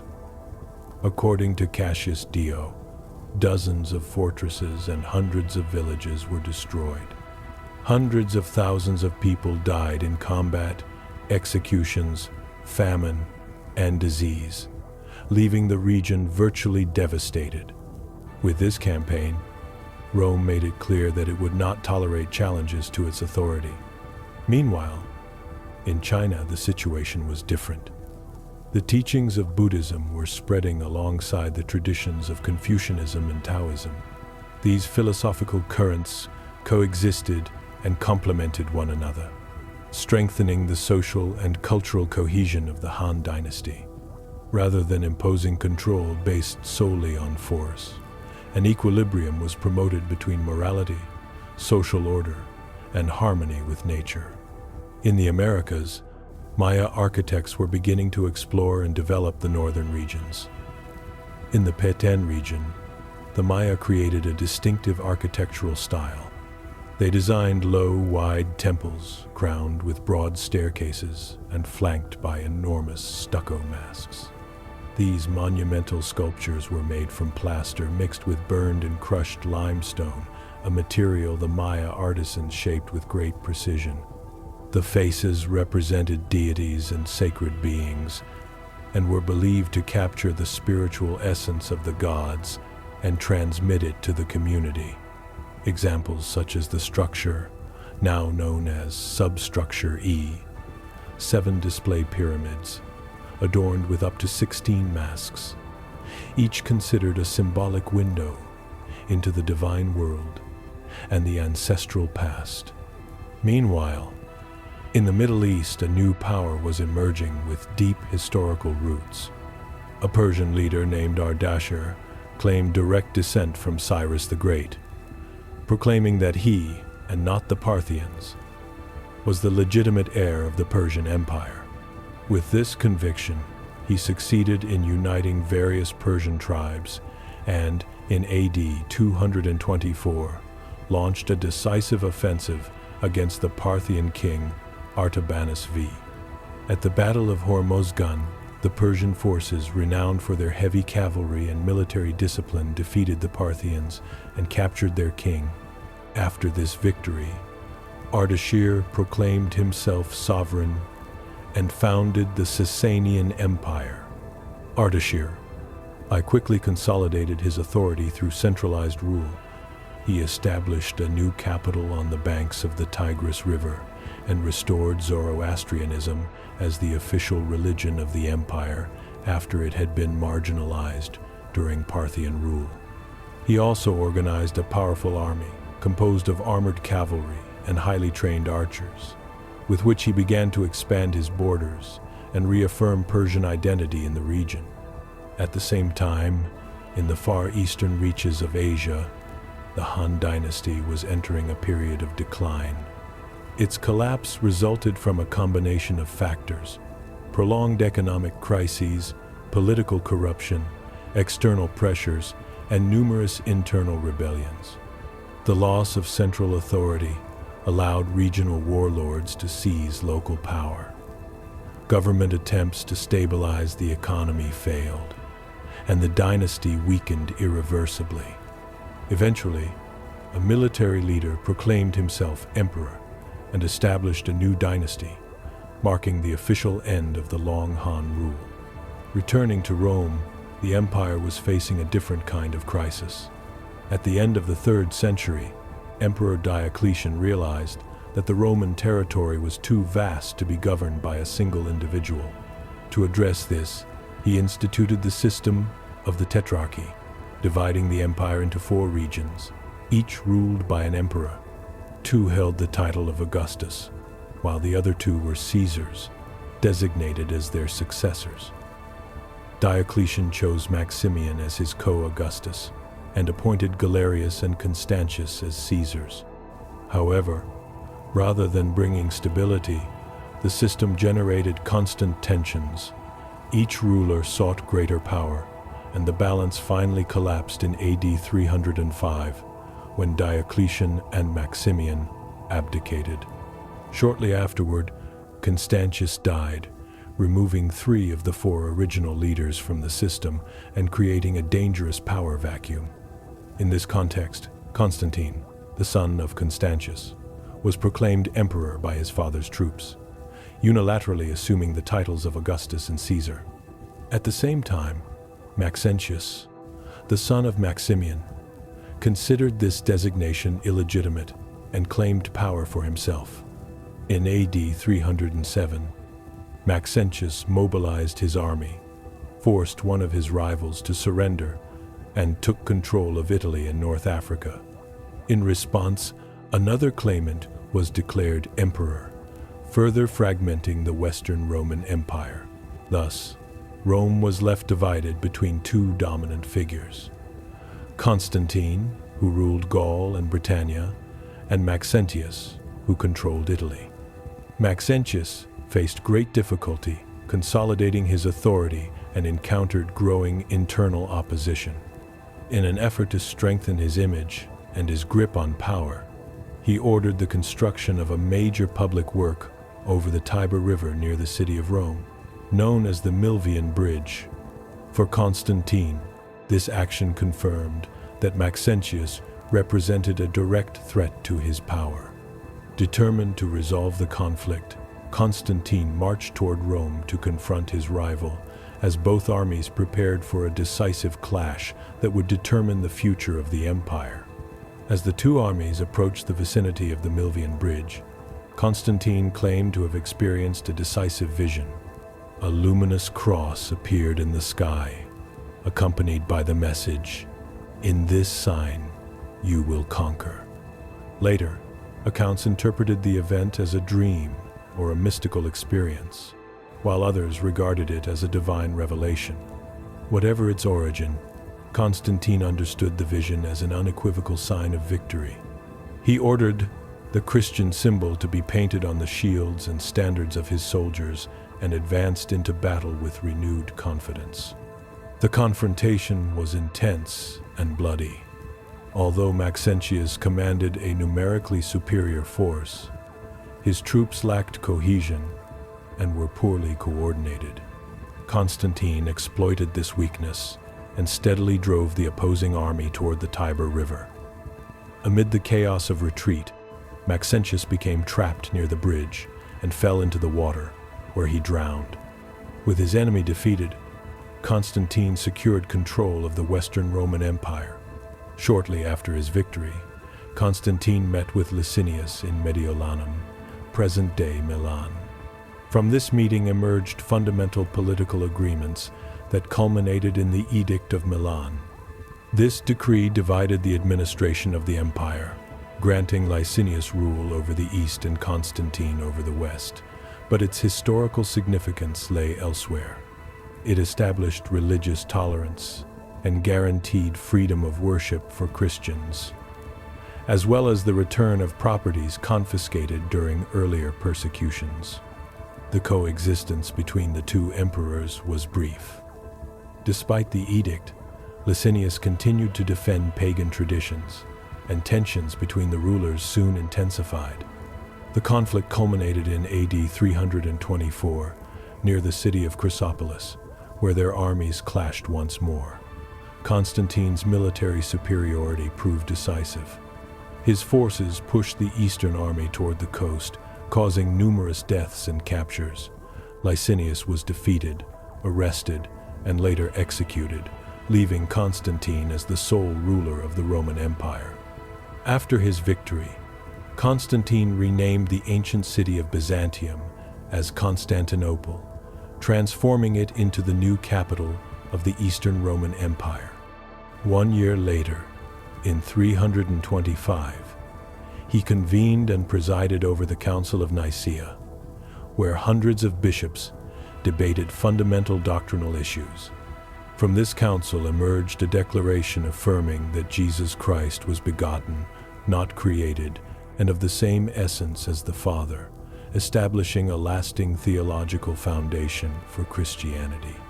Although Constantine actively promoted the Christian faith, he was officially baptized only on his deathbed in AD 337.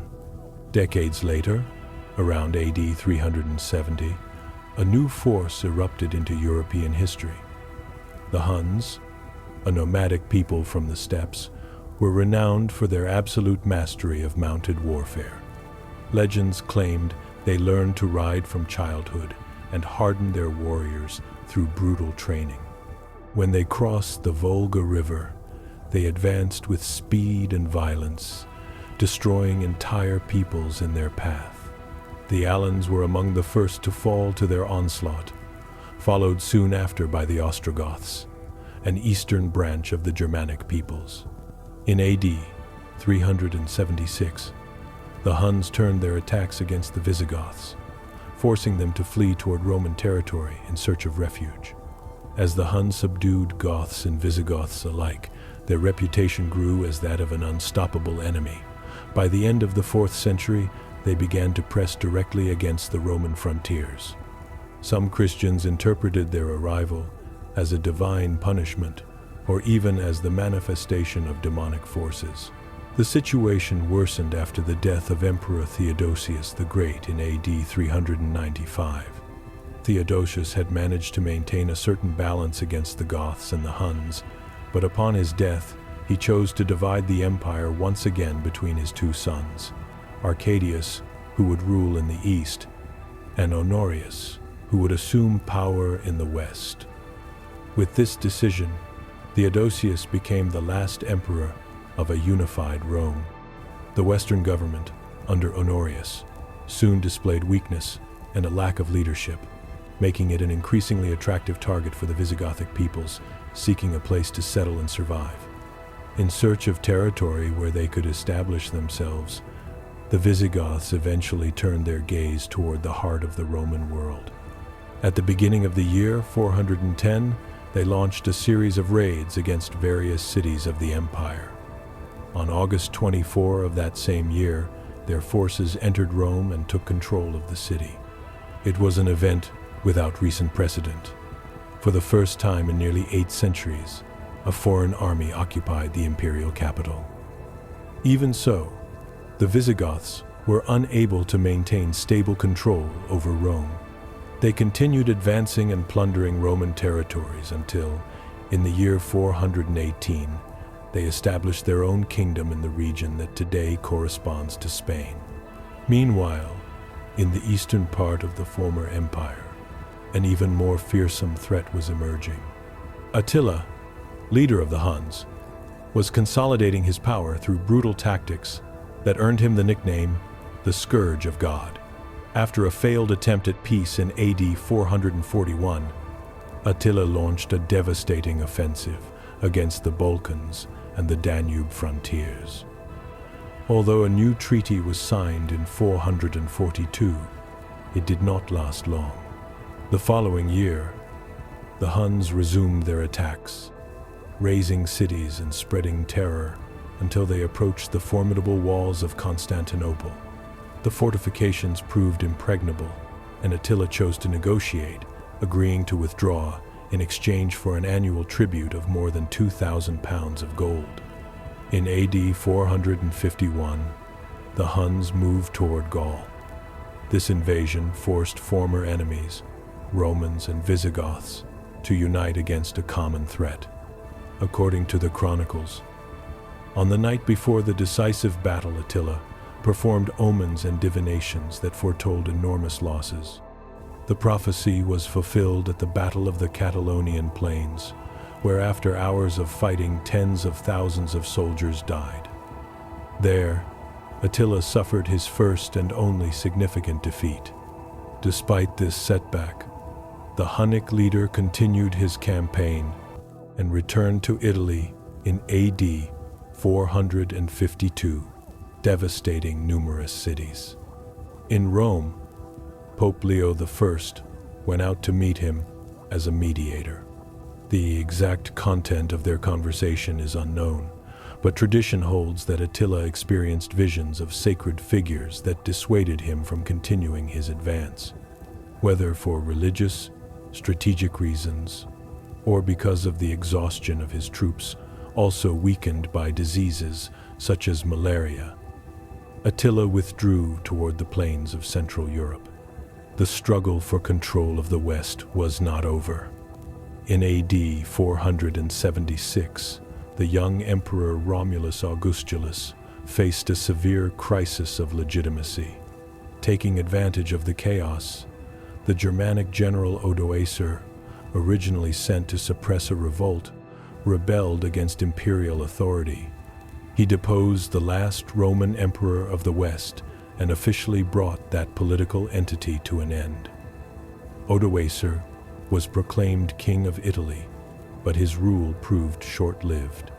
In AD 493, Theodoric the Great, leader of the Ostrogoths and backed by the Eastern Emperor, seized Italy and eliminated Odoacer, establishing the Ostrogothic kingdom. While much of Europe was entering a period of fragmentation and decline, other regions of the world were experiencing cultural flourishing. In India, the Gupta Empire entered a true golden age. Mathematicians such as Brahmagupta developed the use of zero both as a placeholder and as a mathematical tool. Astronomers like Aryabhata calculated the circumference of the Earth and affirmed its spherical shape long before this idea was widely accepted. They also advanced in the calculation of pi, square roots, and abstract concepts such as asymptotes, laying essential foundations for future science. In Western Europe, the Franks, under the leadership of Clovis I, began to confront other Germanic peoples, such as the Alemanni.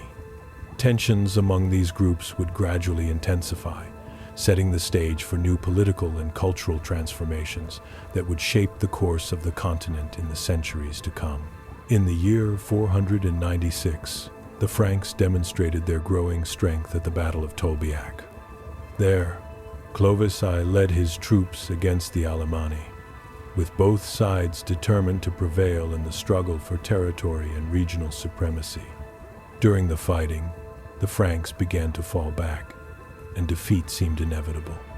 At that critical moment, Clovis, according to tradition, raised a prayer to the Christian God and vowed to embrace that faith if he were granted victory.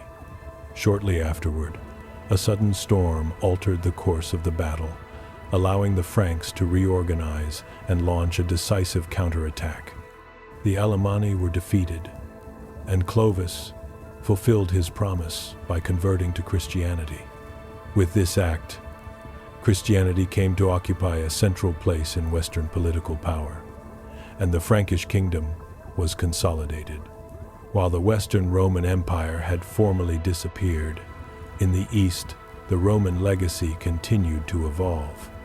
Many historians argue that the empire, with its capital in Constantinople, remained fully Roman, even though its development gave rise to a distinct entity known as the Byzantine Empire. Under the rule of Justinian I, the Eastern Empire entered a new phase of expansion and reorganization. Justinian succeeded in recovering large territories of the former Western Roman Empire, including parts of Italy, North Africa, and even areas of the Iberian Peninsula. Beyond his military campaigns, Justinian left a lasting legacy in the legal sphere. He ordered the compilation and systematization of Roman law into a monumental work known as the Corpus Juris Civilis, which would become the foundation of much of later European law. He also promoted major architectural projects, among them the construction of Hagia Sophia in Constantinople. This cathedral, adorned with dazzling mosaics and refined marble, became the spiritual center of the Eastern Orthodox Church and a symbol of Byzantine power. However, Jesus was not the only prophet to leave a profound mark on history. In the city of Mecca, a tribe known as the Quraysh witnessed the birth of a man destined to transform the religious landscape of the world. Muhammad. Orphaned at an early age, he was raised first by his grandfather and later by his uncle. As he grew older, he devoted himself to trade, earning the reputation of Al-Amin, the trustworthy. In the year 610, during a spiritual retreat in a cave on Mount Jabal an-Nur, Muhammad experienced a decisive revelation. According to Islamic tradition, the angel Gabriel conveyed to him the first words of the divine message, commanding him to recite in the name of God, the Creator. These verses would later become the opening of Surah 96 of the Quran. At first, Muhammad doubted and feared the magnitude of his mission, but over time he began to preach and gather a small group of followers. The new faith was met with mockery and hostility from the pagan leaders of Mecca, especially when Muhammad openly denounced the worship of idols. Opposition grew increasingly dangerous, and eventually Muhammad and his followers were forced to migrate to Medina, more than 400 kilometers away. This event marked a turning point. In Medina, Muhammad acted as both religious and political leader, ending long-standing tribal conflicts and forming a cohesive community based on Islam. The prosperity of this new society did not go unnoticed. The Quraysh, together with their allies, marched against Medina with a large army. To defend the city, Muhammad devised an innovative strategy, the excavation of a deep trench around the city's perimeter, which prevented a direct assault by the enemy. For weeks, the attackers attempted unsuccessfully to break the siege. Eventually, strong winds and heavy rains demoralized the besiegers, who withdrew, leaving the Muslims victorious. In the year 630, Muslim forces advanced toward Mecca. The city was taken with little resistance and few casualties. In a decisive gesture, Muhammad forgave many of his former enemies and promoted peaceful conversion to Islam. When Muhammad died, most of the Arabian Peninsula had been unified under a single faith and a single political community, laying the foundations for an expansion that would soon transform vast regions of the world. After Muhammad's death, the Arabian Peninsula remained unified under the banner of Islam. Leadership of the community passed to a series of caliphs, beginning with Abu Bakr, one of the Prophet's closest companions. Under his authority and that of his successors, the Islamic world embarked on an unprecedented expansion, combining territorial conquest with the spread of its faith. The first campaigns were directed against the Syrian provinces of the Byzantine Empire, resulting in the capture of strategic cities such as Damascus and Jerusalem. Shortly thereafter, in the year 636, Muslim armies advanced eastward and confronted the Sasanian Empire. In 637, they captured its capital, bringing to an end a Persian power that had dominated the region for centuries. After years of continuous conflict, Muslim forces also severely weakened Byzantium, and in 642, they took Alexandria, a devastating economic blow to the Eastern Empire. By the year 716, Islamic forces had conquered North Africa, including Carthage and much of the Iberian Peninsula, creating an empire that stretched from the coasts of Lisbon to the frontiers of China. With their rule consolidated in Hispania, Muslim armies began launching incursions northward. In the year 732, they initiated a decisive offensive into Frankish territory. Under the command of the Emir Abd al-Rahman, they captured several cities, including Bordeaux, and advanced rapidly through the region. In response, Charles Martel, the military leader of the Franks, assembled a large army to halt the Islamic expansion. The two forces met near Tours on October 10, 732.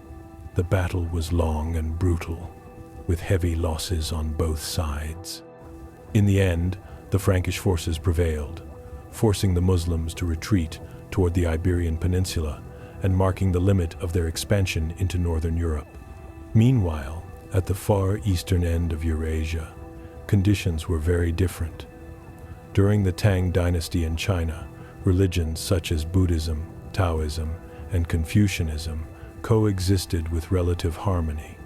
This tolerance allowed for an extraordinary cultural flourishing. Temples and pagodas were built throughout the empire, and poetry reached an unprecedented level of refinement. Poets such as Li Bai and Du Fu composed works that would become pillars of Chinese literature. In one of his most famous verses, Li Bai evoked solitude and contemplation of nature, reflecting a sensibility that would endure for centuries. In Western Europe, a new figure was rising to prominence. Charlemagne, also known as Charles the Great, ascended to the Frankish throne in the year 768. He was an effective military leader who expanded his kingdom through successful campaigns, dominating much of Western Europe, including regions that today correspond to France, Germany, Italy, and parts of Spain. Deeply Christian, He actively promoted the spread of the faith and sought to unify his empire culturally and religiously. At the same time, in the Islamic world, the Caliph Harun al-Rashid came to power in the year 786. Unlike other rulers focused primarily on conquest, Harun encouraged the intellectual development of his capital, Baghdad. He founded the renowned House of Wisdom, a center of study and translation that attracted scholars from diverse cultures. There, ancient texts were translated and fundamental advances were made in disciplines such as algebra, chemistry, sociology, and mathematics, including early reflections on the concept of infinity. While these civilizations advanced in knowledge and organization, a different force was emerging in Northern Europe with a contrasting vision of progress. The Vikings, pagan peoples originating from Scandinavia, sought wealth and prestige through warfare and plunder. June 8, 793, symbolically marked the beginning of the Viking Age in Europe, when a group of warriors attacked the monastery of Lindisfarne, a small island off the northeastern coast of England. This site was one of the most important centers of learning on the continent, and its sack shocked the Christian world.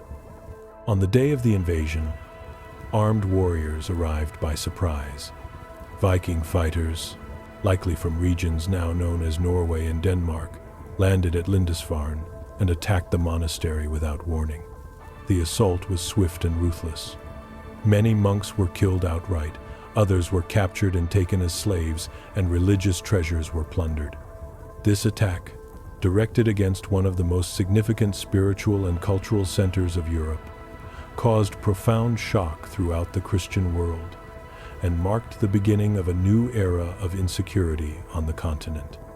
A few years later, in 799, Rome was engulfed in a serious internal crisis. Pope Leo III was attacked by a Roman faction that accused him of tyranny and grave moral offenses. Fearing for his life, the pontiff fled to the Frankish kingdom in search of protection. Charlemagne and his army offered him support, escorted the Pope back to Rome, and restored him to his position. Nevertheless, the prestige and authority of the papacy had been severely damaged, and many in Rome began to question its legitimacy. In response to this situation, Charlemagne traveled to Rome at the end of the year 800 to reaffirm his support for the Pope. On Christmas morning, inside St. Peter's Basilica, Leo III placed a crown upon Charlemagne's head and proclaimed him Emperor of the Holy Roman Empire. With this symbolic act, a new version of the Roman Empire was born in the West, founded on the alliance between Frankish political power and Christian spiritual authority. During Charlemagne's reign, the foundations of a strong empire were laid. However, after his death in 814, stability began to fracture. His son, Louis the Pious, inherited a vast and complex territory, riddled with internal tensions. Although he was regarded as a devout and well-intentioned ruler, many considered him weak and incapable of confronting external threats. The Vikings then intensified their raids, sailing up the Rhine River and attacking cities such as Cologne, Trier, and Mainz, while also plundering monasteries and destroying sacred relics. Fear spread among the population, which began to doubt the ability of the central government to guarantee security. As a result, many local leaders started organizing their own defenses, prioritizing the protection of their lands over obedience to the emperor. Peasants and rural communities accepted submission to these local lords, surrendering part of their freedom in exchange for protection. In this way, a system of dependency began to take shape in Western Europe, resembling feudalism and bearing certain similarities to structures that had existed centuries earlier in China. While the Holy Roman Empire struggled with Viking attacks, the Byzantine Empire faced a different threat. In the year 820, Arab forces landed on the island of Crete. After years of fighting and resistance, they succeeded in consolidating their control in 827, integrating the island into the Islamic world. Shortly thereafter, a similar process unfolded in Sicily, where a large Arab fleet landed that same year and advanced rapidly across the island.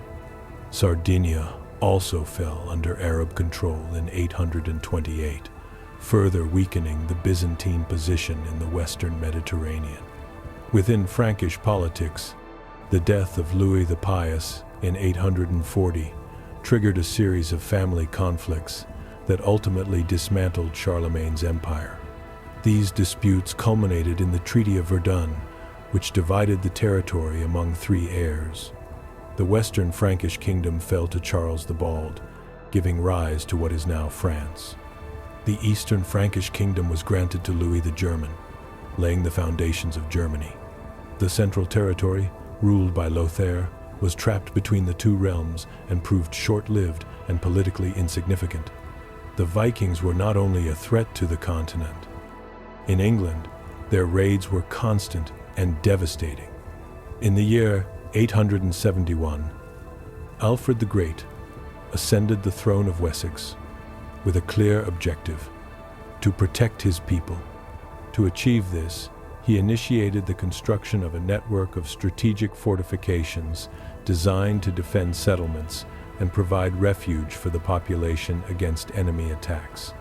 These defenses marked a turning point in Anglo-Saxon resistance to the Norse invaders. To protect his people from relentless Viking assaults, Alfred the Great not only strengthened defenses, but also introduced new military tactics and promoted alliances among the various Anglo-Saxon kingdoms. These measures enabled a more coordinated and effective resistance. However, while in the British Isles the Vikings were feared enemies, in Eastern Europe their arrival took on a very different character. According to Russian tradition, the tribes of the region were exhausted by internal disputes and constant political struggles. Faced with this situation, they decided to invite the Varangians, a group of Vikings, to impose order and establish stable rule. Thus, Rurik arrived with his brothers in the city of Novgorod. Thanks to their military authority and discipline, they managed to pacify the region, and Rurik was proclaimed ruler. In this way, the dynasty of Kievan Rus was founded. Later, under the leadership of Oleg, a relative of Rurik, the Rus expanded southward, founding key centers such as Smolensk and Kiev in present-day Ukraine, laying the foundations of what would later become the Eastern Slavic world. Back in England, the legacy of Alfred the Great was expanded by his successors. Athelstan, a descendant of that line, succeeded in uniting the various Anglo-Saxon kingdoms under a single authority. Through his diplomatic skill and military leadership, he coordinated resistance against the Vikings and was recognized as the first king of England, inaugurating one of the longest-lasting monarchies in history. Meanwhile, the East Frankish kingdom faced a comparable threat. The Magyars, pagan and warlike peoples, ravaged the region with constant raids, spreading terror among its inhabitants. The situation changed when King Otto I decisively defeated the Magyars at the Battle of Lechfeld in the year 955. This victory secured the eastern frontier and consolidated his power. In 961, Otto launched campaigns in Italy, asserting his authority and reinforcing Christianity. Finally, in 962, he was crowned in Rome by Pope John XII as Emperor of the Holy Roman Empire, restoring the imperial idea in the West. In France, however, the situation remained unstable. In the year 987, King Louis V, the last direct descendant of Charlemagne, died young and without an heir. The lack of a clear succession threatened the continuity of the West Frankish kingdom. The nobility gathered to choose a new monarch from two main candidates: Hugh Capet, a powerful noble from the Ile-de-France region, and Charles, Duke of Lower Lorraine. With the decisive support of the Archbishop of Reims, Adalbero, Hugh Capet was proclaimed King of France, inaugurating the Capetian dynasty, which would profoundly shape French history. Despite these political consolidations, everyday life in Europe continued to be dominated by fear and uncertainty. Wars, invasions, and territorial disputes were constant. In response, European societies increasingly clung to feudalism, a hierarchical system designed to guarantee protection and control. At the base were the serfs, responsible for working the land and ensuring collective sustenance. Above them were the knights, charged with armed defense. Then came the nobles, landowners, and local rulers. Higher still were the kings, who granted fiefs in exchange for loyalty. At the summit of the system stood the Pope, regarded as the supreme spiritual authority, with symbolic power extending over all Christian lands. At the beginning of the 10th century, a new episode of exploration took place at the far northern edge of the known world. Leif Erikson, son of Eric the Red, set out westward from Greenland. Beyond those lands lay a territory unknown to Europeans. Leif and his crew reached a region they called Vinland, located in present-day Newfoundland, Canada. There they spent the winter, established a small settlement, and traded with local indigenous peoples. They explored areas rich in resources such as timber, fish, and game animals. In the spring, they returned to Greenland, where they were welcomed as heroes for having discovered new lands, unaware that they had reached an entirely new continent. Much less is known about American civilizations prior to European contact. Some historians believe that during this same period, the American continent experienced processes of expansion and consolidation comparable, in certain respects, to those unfolding in Europe. Unfortunately, the absence of extensive written records limits our understanding of this stage. Even so, archaeological evidence reveals that Mesoamerican civilizations reached remarkable levels of complexity. The Maya built monumental cities such as Tikal, Palenque, and Chichen Itza, urban centers that may have housed populations numbering in the millions. In the northern part of the continent, numerous tribes coexisted, including the Cherokees, the Navajo, and the Inuit. It is possible that the latter interacted with Norse expeditions from Greenland, establishing brief and sporadic contacts with the men of Leif Erikson. Returning to Europe and the Near East, the holy city of Jerusalem remained a central focus of Christian devotion. There stood the Church of the Holy Sepulchre, built according to tradition, on the site where Jesus Christ was crucified and resurrected. However, at the beginning of the 11th century, the Caliph al-Hakim ordered the destruction of this and other Christian sanctuaries. The churches were razed and reduced to rubble. When news of this reached Europe, it caused profound shock. Pope Sergius IV sent letters to numerous churches calling for a holy war to recover the sacred sites and expel the Muslims from the Holy Land. Nevertheless, before Christians were able to respond in an organized manner, control of Jerusalem passed into other hands. The Seljuk Turks, a Muslim people originating from Central Asia, began to expand their power rapidly. In 1055, they seized Baghdad, the capital of the Abbasid Caliphate.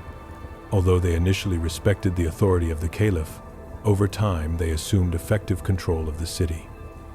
In 1076, they occupied Medina, and the following year, Mecca, the holiest site in Islam. This situation generated deep tensions within the Muslim world and growing concern throughout Christendom. In this context, Pope Urban II issued a decisive call during the Council of Clermont in 1095. He urged the Christians of Europe to take up arms and liberate the Holy Land from Muslim rule. He promised spiritual indulgences and the forgiveness of sins to those who joined the cause. The response was overwhelming. Nobles, knights, and peasants mobilized under the symbol of the cross. Leaders such as Godfrey of Bouillon, Bohemond of Taranto, Raymond of Toulouse, and Robert of Flanders led armies from Europe toward the east. While the Christians advanced with relative unity, the Muslim world was divided among various regional powers, which hindered coordinated defense. As a result, the Crusaders captured the county of Edessa in 1098 and ultimately took Jerusalem in 1099, in an assault that left a profound mark on the history of the region. However, the conflict did not end there. In 1144, Muslim forces led by the Turkish ruler Imad ad-Din Zengi laid siege to Edessa. The city was poorly defended and fell after weeks of fighting. Many of its inhabitants were killed or enslaved. The loss provoked a strong reaction in Europe and gave rise to a new military expedition. In 1147, large Crusader armies once again set out for the east, with the aim of recovering the lost territories. This second campaign faced enormous difficulties. The Crusaders suffered from food shortages, logistical problems, and constant internal disputes. Political rivalries weakened the cohesion of the army, and the enterprise ended in disaster. In 1149, a decisive defeat culminated in the capture of King Louis VII and the destruction of much of the Christian forces. While Christians and Muslims clashed in the Middle East, another great civilization was flourishing in Southeast Asia. In the Khmer Empire, under the rule of King Suryavarman II, a monumental temple dedicated to the Hindu god Vishnu was built, known as Angkor Wat. Vishnu, regarded as the preserver of the universe, possesses multiple incarnations and is often depicted with blue skin and 4 sacred attributes. As visitors approached Angkor Wat, they encountered a vast moat and a majestic entrance adorned with elaborate carvings of mythological beings and deities. The central sanctuary rose like a sacred mountain, covered with reliefs narrating episodes from Hindu mythology and the history of the Khmer Empire. The temple's galleries were filled with extensive bas-reliefs depicting scenes of epic battles, sacred rituals, and moments of everyday life in the ancient Khmer realm. At the heart of the complex stood the main sanctuary, an imposing pyramidal structure surrounded by secondary temples and ceremonial courtyards. This core was considered the most sacred space of the enclosure, decorated with finely carved statues and representations of Hindu gods and goddesses. The entire complex constituted an extraordinary demonstration of human ingenuity, both in architecture and in religious symbolism. Meanwhile, in the Eastern Mediterranean, the balance of power shifted once again. In 1187, the Egyptian Muslim commander Saladin, weary of Christian control over Jerusalem, proclaimed jihad across much of the Islamic world with the aim of reclaiming the holy city. The decisive confrontation took place under suffocating heat in the hills near the Sea of Galilee.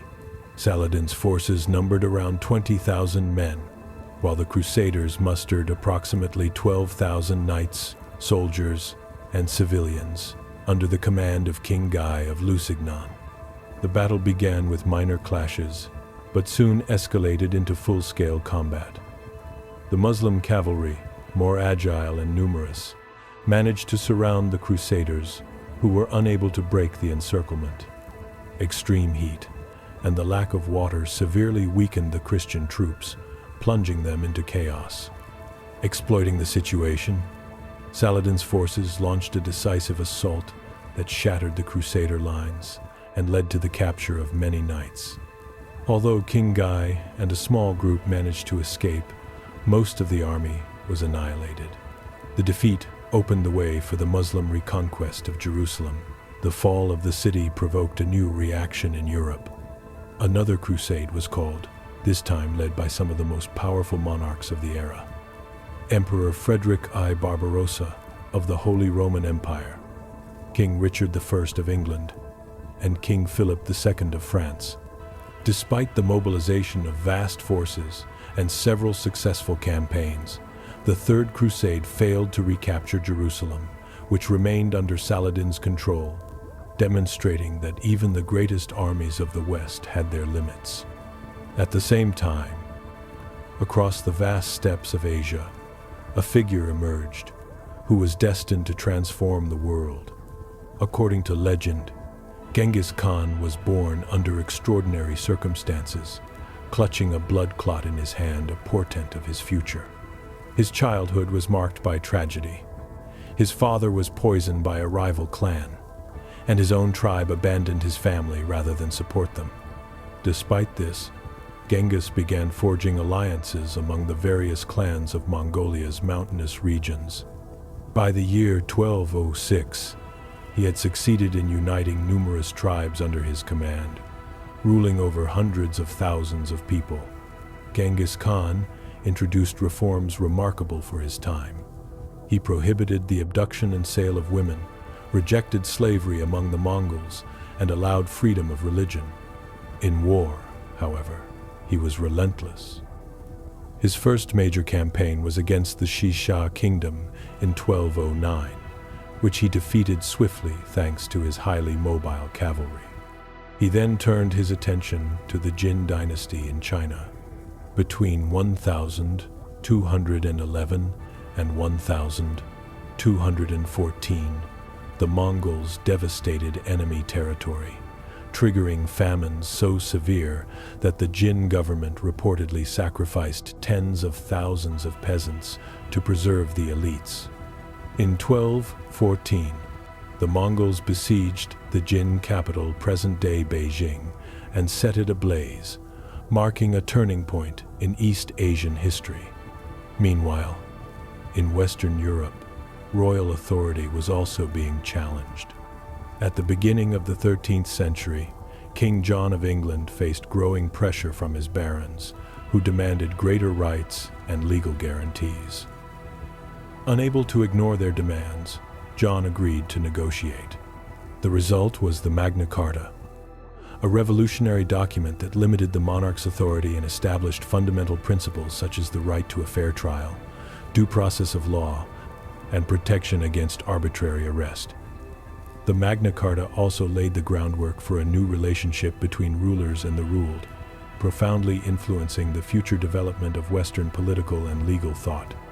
The Magna Carta further introduced a foundational principle, later known as habeas corpus, which required authorities to bring any detained person before a court and to legally justify their imprisonment.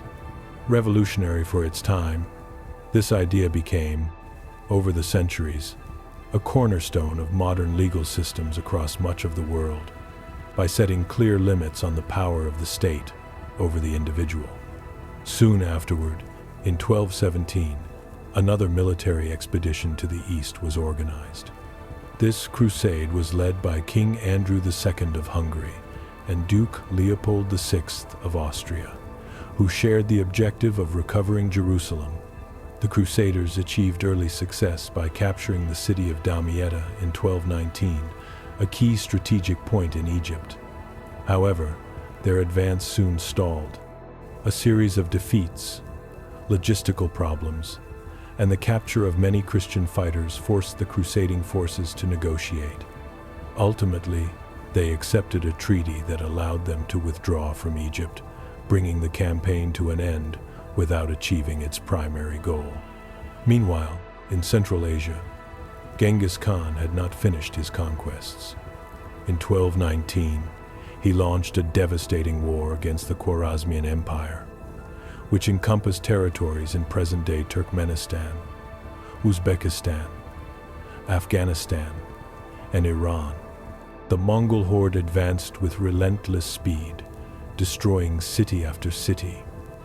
Urban centers such as Bukhara, Samarkand, and Urgench were laid waste.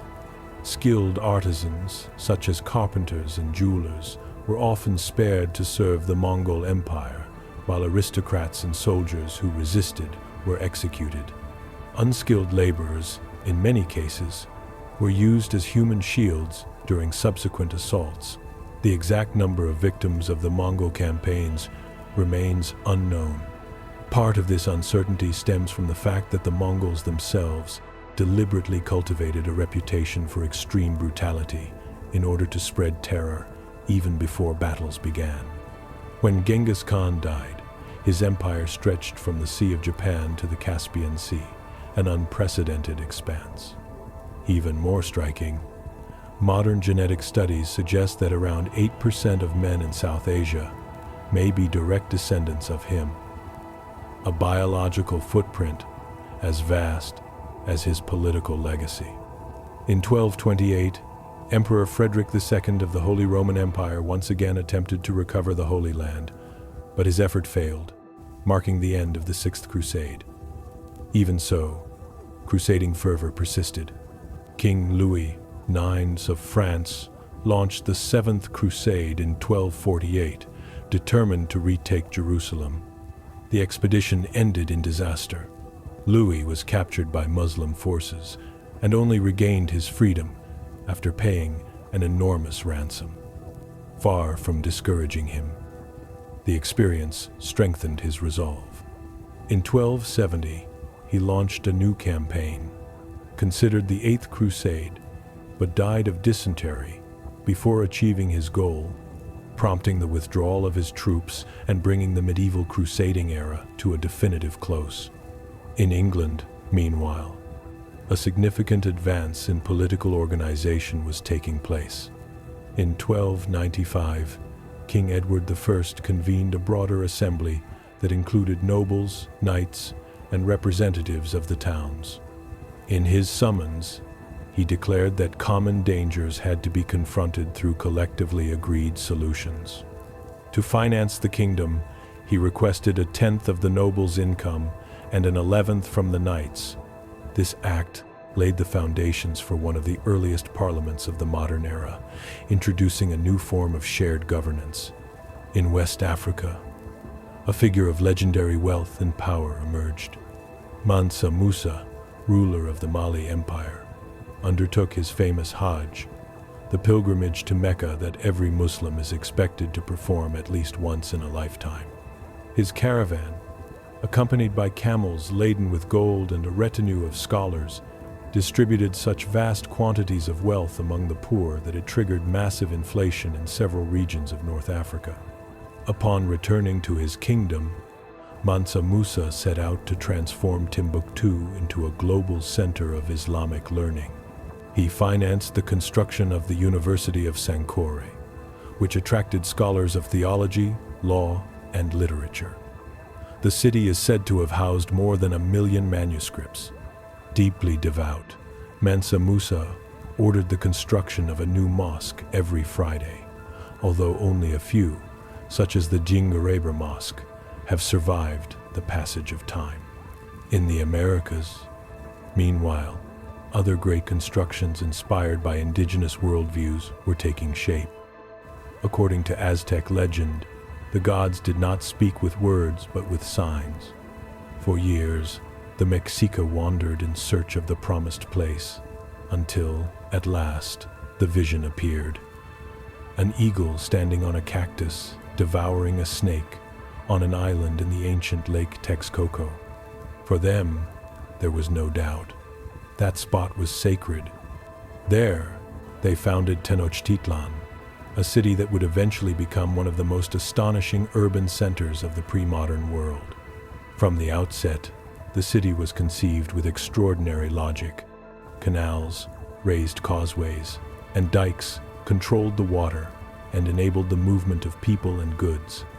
At its heart rose the Templo Mayor, a ceremonial complex with 2 main sanctuaries dedicated to Huitzilopochtli, god of war and the sun, and to Tlaloc, lord of rain. To sustain their population, the Mexica developed chinampas, artificial floating gardens where they cultivated maize, beans, and squash, turning the lake into a constant source of life and nourishment. While waterborne cities flourished in the Americas, Europe was bleeding through a prolonged conflict. England and France had been locked in confrontation for decades in what would later be known as the 100 Years' War. The conflict had deep roots. On one hand, a dispute over the Duchy of Guyenne, formerly under English sovereignty, but located on French territory. On the other, a succession crisis following the death of King Charles IV of France. In 1328, the last direct descendant of the Capetian line, the English monarch Edward III, as a close relative, claimed the French throne in 1337, a demand unacceptable to the French nobility. The war that followed was irregular, marked by shifting alliances, devastating battles, and long periods of exhaustion without a clear resolution. In the midst of that conflict, the world was struck by an even greater catastrophe, the bubonic plague.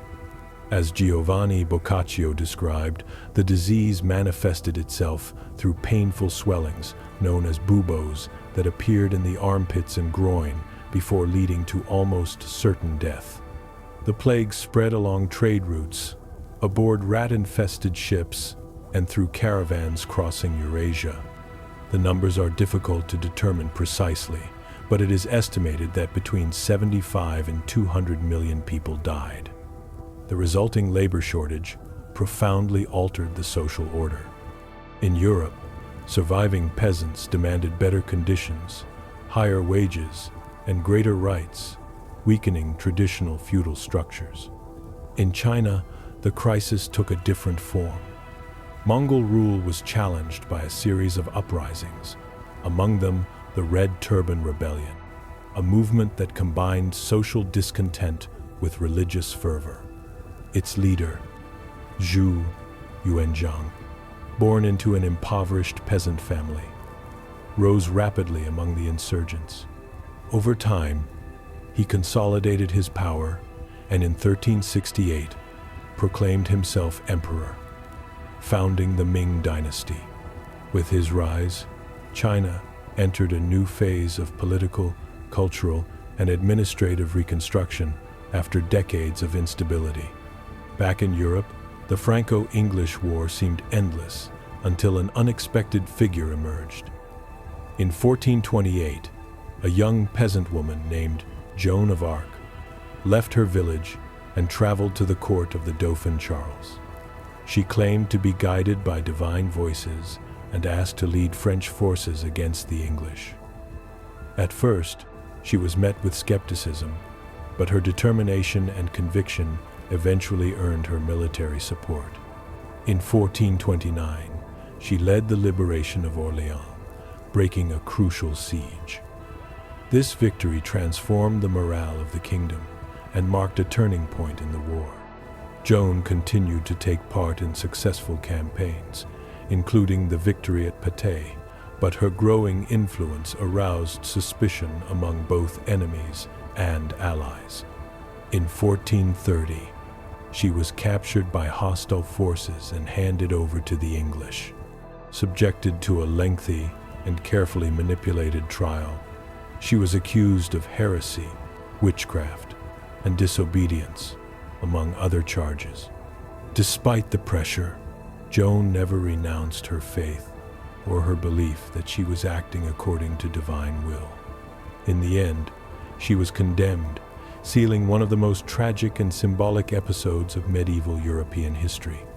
Declared guilty after a profoundly unjust process, Joan of Arc was sentenced to death by burning. On the 30th of May, 1431, at only 19 years of age, she was publicly executed in Rouen. Her death did not extinguish her influence. 2 decades later, in 1453, King Charles VII of France, the same monarch whom Joan had helped to legitimize and sustain, led French forces in a series of decisive campaigns that finally expelled the English from most of French territory. With this, the long-standing territorial disputes that had torn France apart for generations came to an end. Meanwhile, At the eastern edge of the Christian world, Constantinople was in agony. The ancient Byzantine Empire, weakened by centuries of wars, internal crises, and an exhausted economy, could barely sustain its existence. In contrast, the Ottoman Empire was undergoing a period of unstoppable expansion. In 1453, Sultan Mehmed II assembled an army estimated at 80,000 men, including the disciplined Janissaries and an unprecedented artillery force, and marched against the legendary city. The Byzantine defenders, led by Emperor Constantine Xavier, were outmatched both in numbers and resources. For nearly 2 months, the Ottomans bombarded the walls relentlessly, opening breaches where for centuries no enemy had managed to penetrate. On the 29th of May, 1453, after a massive assault supported by siege towers and waves of infantry, the defenses collapsed.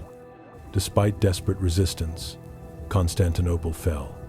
With it disappeared the last vestige of the Eastern Roman Empire. The center of power in the region changed forever, and the city became the heart of Ottoman domination in the Eastern Mediterranean. From that moment on, the paths of the world no longer led to Rome or Byzantium, but toward a new Islamic power. To the north, another historic change was taking shape. Russia, for centuries subjected to the yoke of the Mongol Empire, began to free itself. In 1472, Ivan III, known as Ivan the Great, refused to continue paying tribute to the Mongols. Over the following years, he strengthened his army, expelled enemy garrisons, and consolidated his authority. In 1480, when the Mongols attempted to reassert their dominance by force, the confrontation ended without a decisive battle. The invading troops withdrew. That retreat marked the birth of an independent Russia and the beginning of the definitive decline of Mongol power in Eastern Europe. Shortly thereafter, in 1492, Europeans irreversibly expanded their view of the world. Christopher Columbus, sailing west in search of a route to Asia, arrived at an island in the Bahamas archipelago, which he named San Salvador.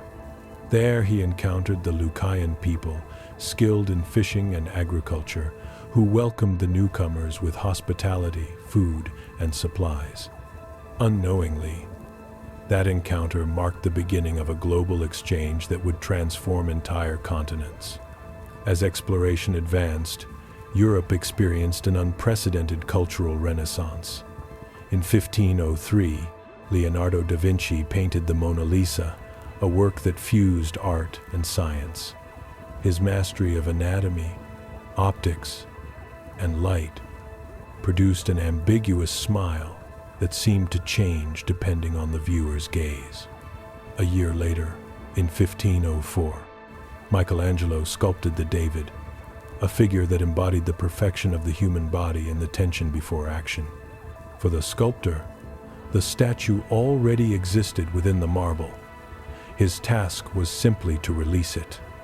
In 1506, Michelangelo also began his work on the Sistine Chapel, covering its ceiling with monumental scenes that narrated the creation, the fall, and the hope of humanity. At the same time, in the realm of political thought, Niccolò Machiavelli was writing a work destined to endure for centuries, The Prince. In its pages, power was analyzed without idealism as a raw reality governed by ambition, prudence, and necessity. In doing so, Machiavelli laid the foundations for a new way of understanding politics, separating effective governance from traditional morality. When observing the civilizations that have passed through history as a whole, a constant pattern emerges. Power is rarely sustained by admiration alone, but by the fear of losing security. Machiavelli grasped this reality starkly when he wrote that it is safer to be feared than loved. Love depends on voluntary loyalty, fragile in the face of human self-interest, whereas fear rests on the certainty of punishment.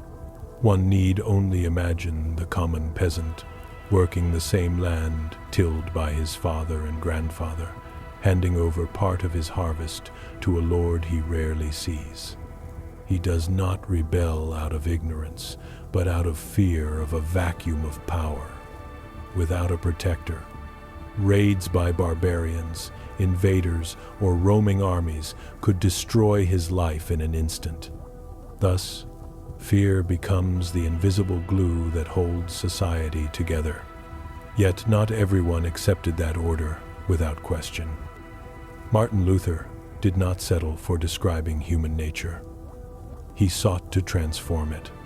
In the 16th century, the Catholic Church had turned faith into an economic system, selling indulgences that promised to reduce time in purgatory in exchange for money. For Luther, this practice corrupted the core message of Christianity, which placed salvation in faith and repentance, not in wealth. In 1517, he wrote his 95 Theses, a direct challenge to ecclesiastical authority, and made them public in Wittenberg. What began as a theological debate quickly became a historic rupture. Protestantism was born as a spiritual movement, but it soon altered politics, economics, and the structure of power throughout Europe. While Europe was dividing into new confessions, a different tragedy was unfolding across the ocean. In 1519, Hernán Cortés arrived on the shores of the Aztec Empire. He was received with hospitality and riches, as many Aztecs believed the newcomers were linked to the return of Quetzalcoatl. That initial confusion allowed the Spaniards to gain time and allies. Cortés soon revealed his true intention: conquest.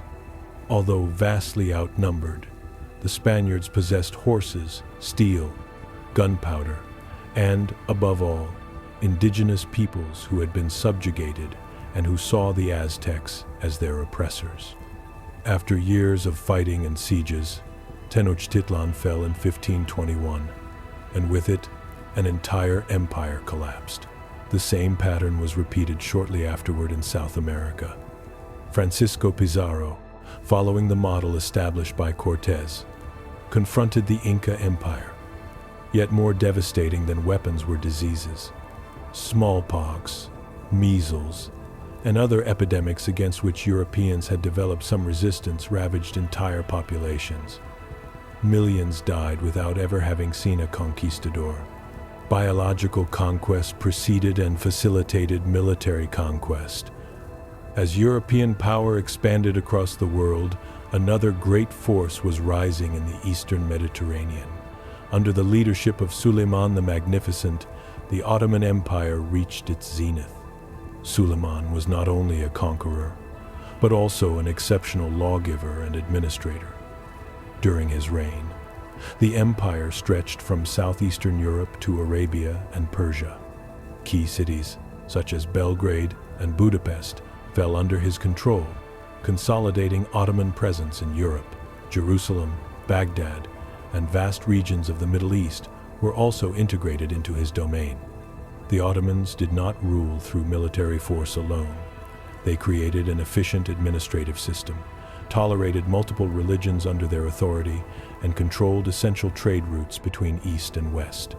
For decades, the empire stood as the political, economic, and cultural center of an interconnected world.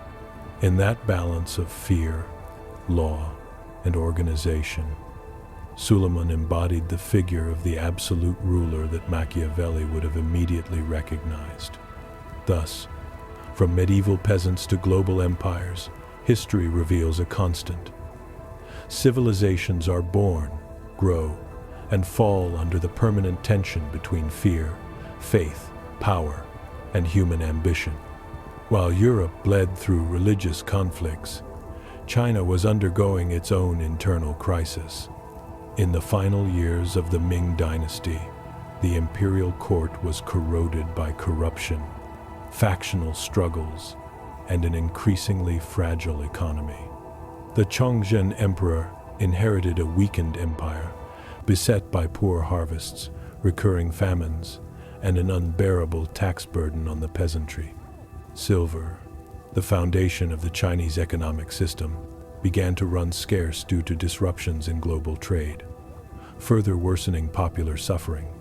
As hunger spread across rural regions, loyalty to the throne collapsed. In this context, multiple peasant uprisings emerged.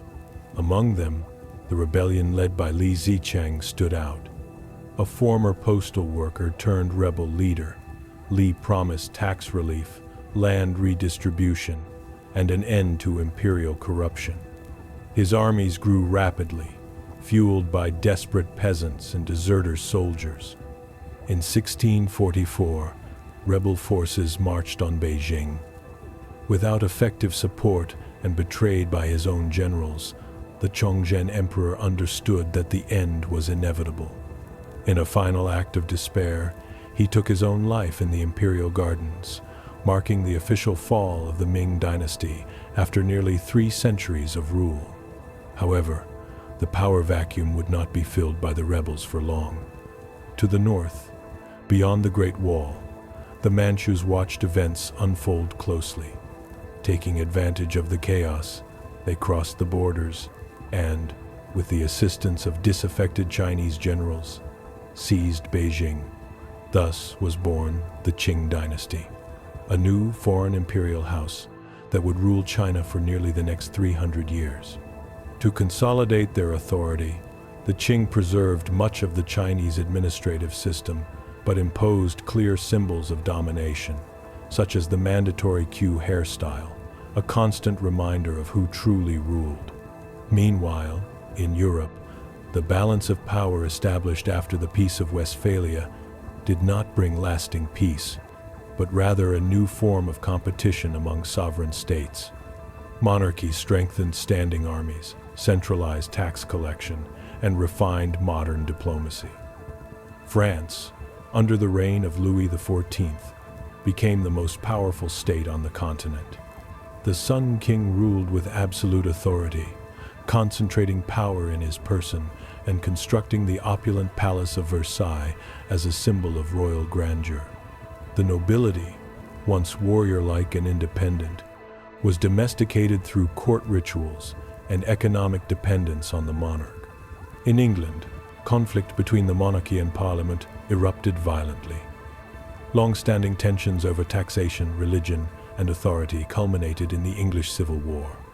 King Charles I confronted parliamentary forces led by Oliver Cromwell. After years of warfare, Charles was captured, tried, and executed in 1649, an unprecedented event that sent shockwaves through every European monarchy. England briefly became a republic, demonstrating that even a king could be overthrown by his own people. On the other side of the world, European colonies in the Americas were growing slowly but steadily. In North America, English, French, and Dutch settlers expanded inland, displacing indigenous peoples and transforming the landscape.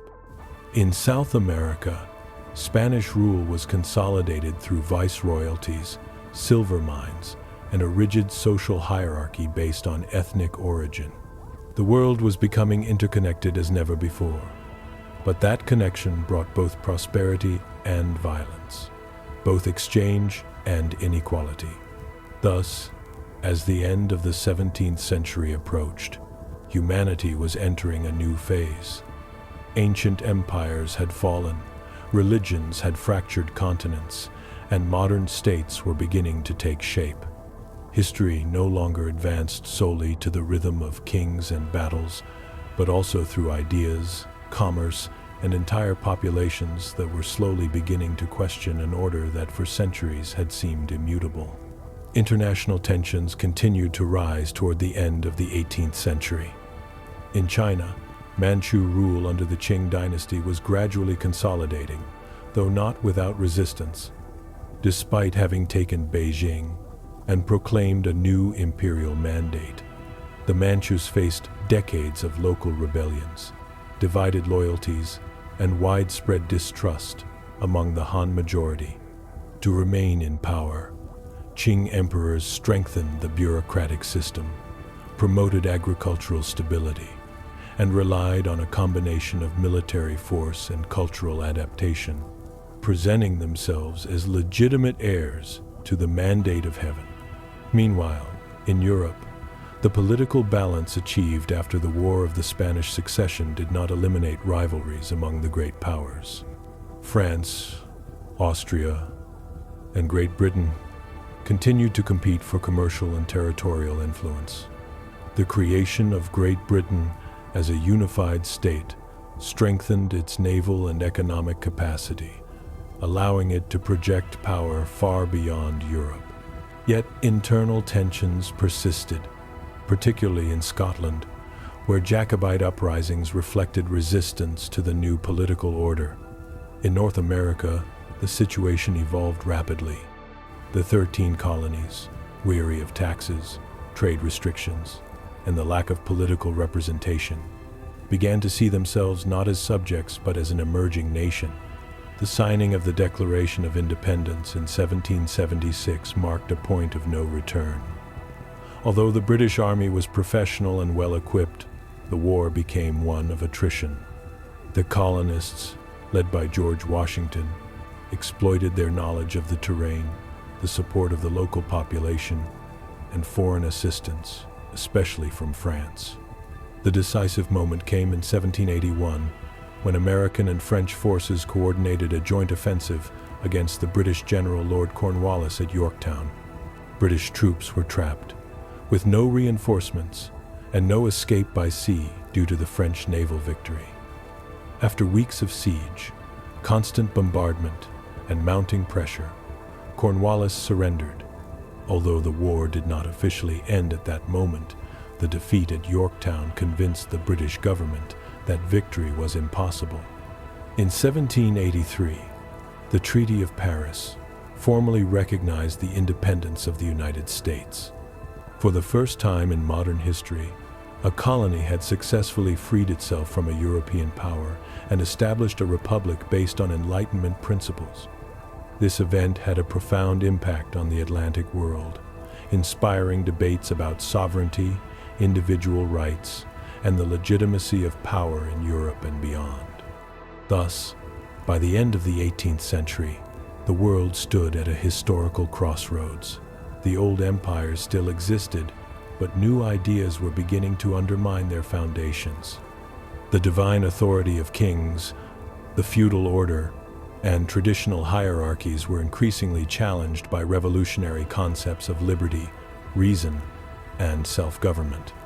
Human history was slowly entering an era in which ideas would be as powerful as armies, and in which the future would no longer be determined solely by blood, but by the collective will of peoples. Napoleon Bonaparte emerged from this turmoil as a figure who seemed to embody both order and ambition. After the coup of 18 Brumaire in 1799, Napoleon dissolved the Directory and established the consulate, becoming first consul of France. Although the Republic formally continued to exist, in practice power was concentrated in his hands. Napoleon profoundly reformed the French state. He reorganized the administration, stabilized the economy, created the Bank of France, and promulgated the Napoleonic Code, a legal framework that enshrined equality before the law, the protection of private property, and the secularization of the state, influencing legal systems across much of the modern world. However, Napoleon was not content with ruling France alone. In 1804, he crowned himself emperor, marking the definitive end of the French Revolution and the beginning of a new empire. His armies, disciplined and highly motivated, marched across Europe, defeating the old monarchies. Austria, Prussia, and Russia were humiliated in decisive battles such as Austerlitz, where Napoleon demonstrated his military genius. Within a few years, France dominated much of the European continent, directly or indirectly, through satellite states ruled by relatives and allies. Yet Napoleonic domination contained the seeds of its own destruction. The attempt to impose the continental blockade against Great Britain failed and ruined Allied economies. The invasion of Spain in 1808 unleashed a prolonged and bloody guerrilla war that weakened the French army. Finally, in 1812, Napoleon committed his gravest error by invading Russia. Although he managed to reach Moscow, winter, lack of supplies, and the Russian scorched earth strategy destroyed his grand army. Of the hundreds of thousands of soldiers who crossed the border, only a fraction returned. The European powers seized this opportunity. In 1814, Paris was occupied, and Napoleon was forced to abdicate, being exiled to the island of Elba. However, his story was not yet over. In 1815, he briefly returned to power during the period known as the 100 Days, until he was decisively defeated by a European coalition led by Great Britain and Prussia at the Battle of Waterloo. After this final defeat, Napoleon was exiled to the remote island of St. Helena, where he died in 1821. With Napoleon's fall, Europe sought to restore order. At the Congress of Vienna, the great powers attempted to rebuild the political balance that had existed before the French Revolution. Monarchies were restored, borders were redrawn, and a system was established to prevent future revolutions. Yet the ideas of liberty, nationalism, and popular sovereignty that had emerged during the American and French revolutions could not be erased. These ideas would continue to spread, fueling new uprisings throughout the 19th century. While Europe tried to contain change, the world entered a new phase. The Industrial Revolution began to radically transform the economy, society, and everyday life. Machines, factories, and industrial capital started to replace the old agrarian and feudal systems. Human history, once again, was preparing for another profound shift, driven not by kings or armies, but by technology, labor, and ideas. The end of formal colonial partition was marked by the outbreak of tensions among the European powers themselves. Imperial rivalries, the arms race, and the alliance systems created during the 19th century turned Europe into a powder keg. All it needed was a spark to trigger a global catastrophe. That spark came in 1914, when Archduke Franz Ferdinand of the Austro-Hungarian Empire was assassinated in Sarajevo. What began as a regional crisis quickly escalated into the First World War.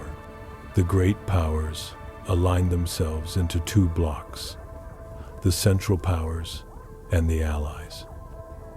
The war introduced a form of industrialized violence never seen before. Endless trenches, machine guns, heavy artillery, and chemical weapons turned fields and cities into landscapes of death. Millions of soldiers died without advancing more than a few meters of ground. As Europe bled, the old empires began to crumble. The Ottoman Empire, weakened for decades, collapsed after the war. In Russia, the suffering caused by the conflict and deep social inequality led to the Russian Revolution of 1917. The Bolsheviks, inspired by the ideas of Marx and Engels, overthrew the Tsar and established the first socialist state in the world, giving rise to the Soviet Union. For the first time, communism ceased to be merely a theory and became a political reality. The First World War ended in 1918, but the peace was fragile. The Treaty of Versailles punished Germany harshly, imposing economic reparations, territorial losses, and profound national humiliation, far from guaranteeing stability. The treaty sowed resentment and despair. In the years that followed, economic crises, hyperinflation, and unemployment devastated the German population, creating the perfect breeding ground for extremism. In the 1930 seconds, a new ideology gained strength: fascism. In Italy, Benito Mussolini promised order and national greatness. In Germany, Adolf Hitler and the National Socialist Party exploited fear, nationalism, and anti-Semitism to rise to power. Hitler vowed to restore German honor and expand the nation's territory. In 1939, Germany's invasion of Poland marked the beginning of the Second World War. This new conflict surpassed all previous ones in brutality. Entire cities were destroyed from the air, civilian populations became military targets, and the Holocaust revealed the extreme depths of modern dehumanization. In Asia, Japan expanded its empire through an equally brutal war. The conflict ended in 1945 with the use of nuclear weapons on Hiroshima and Nagasaki, ushering in the atomic age. After the war, the world was divided between two superpowers with opposing visions, the United States and the Soviet Union.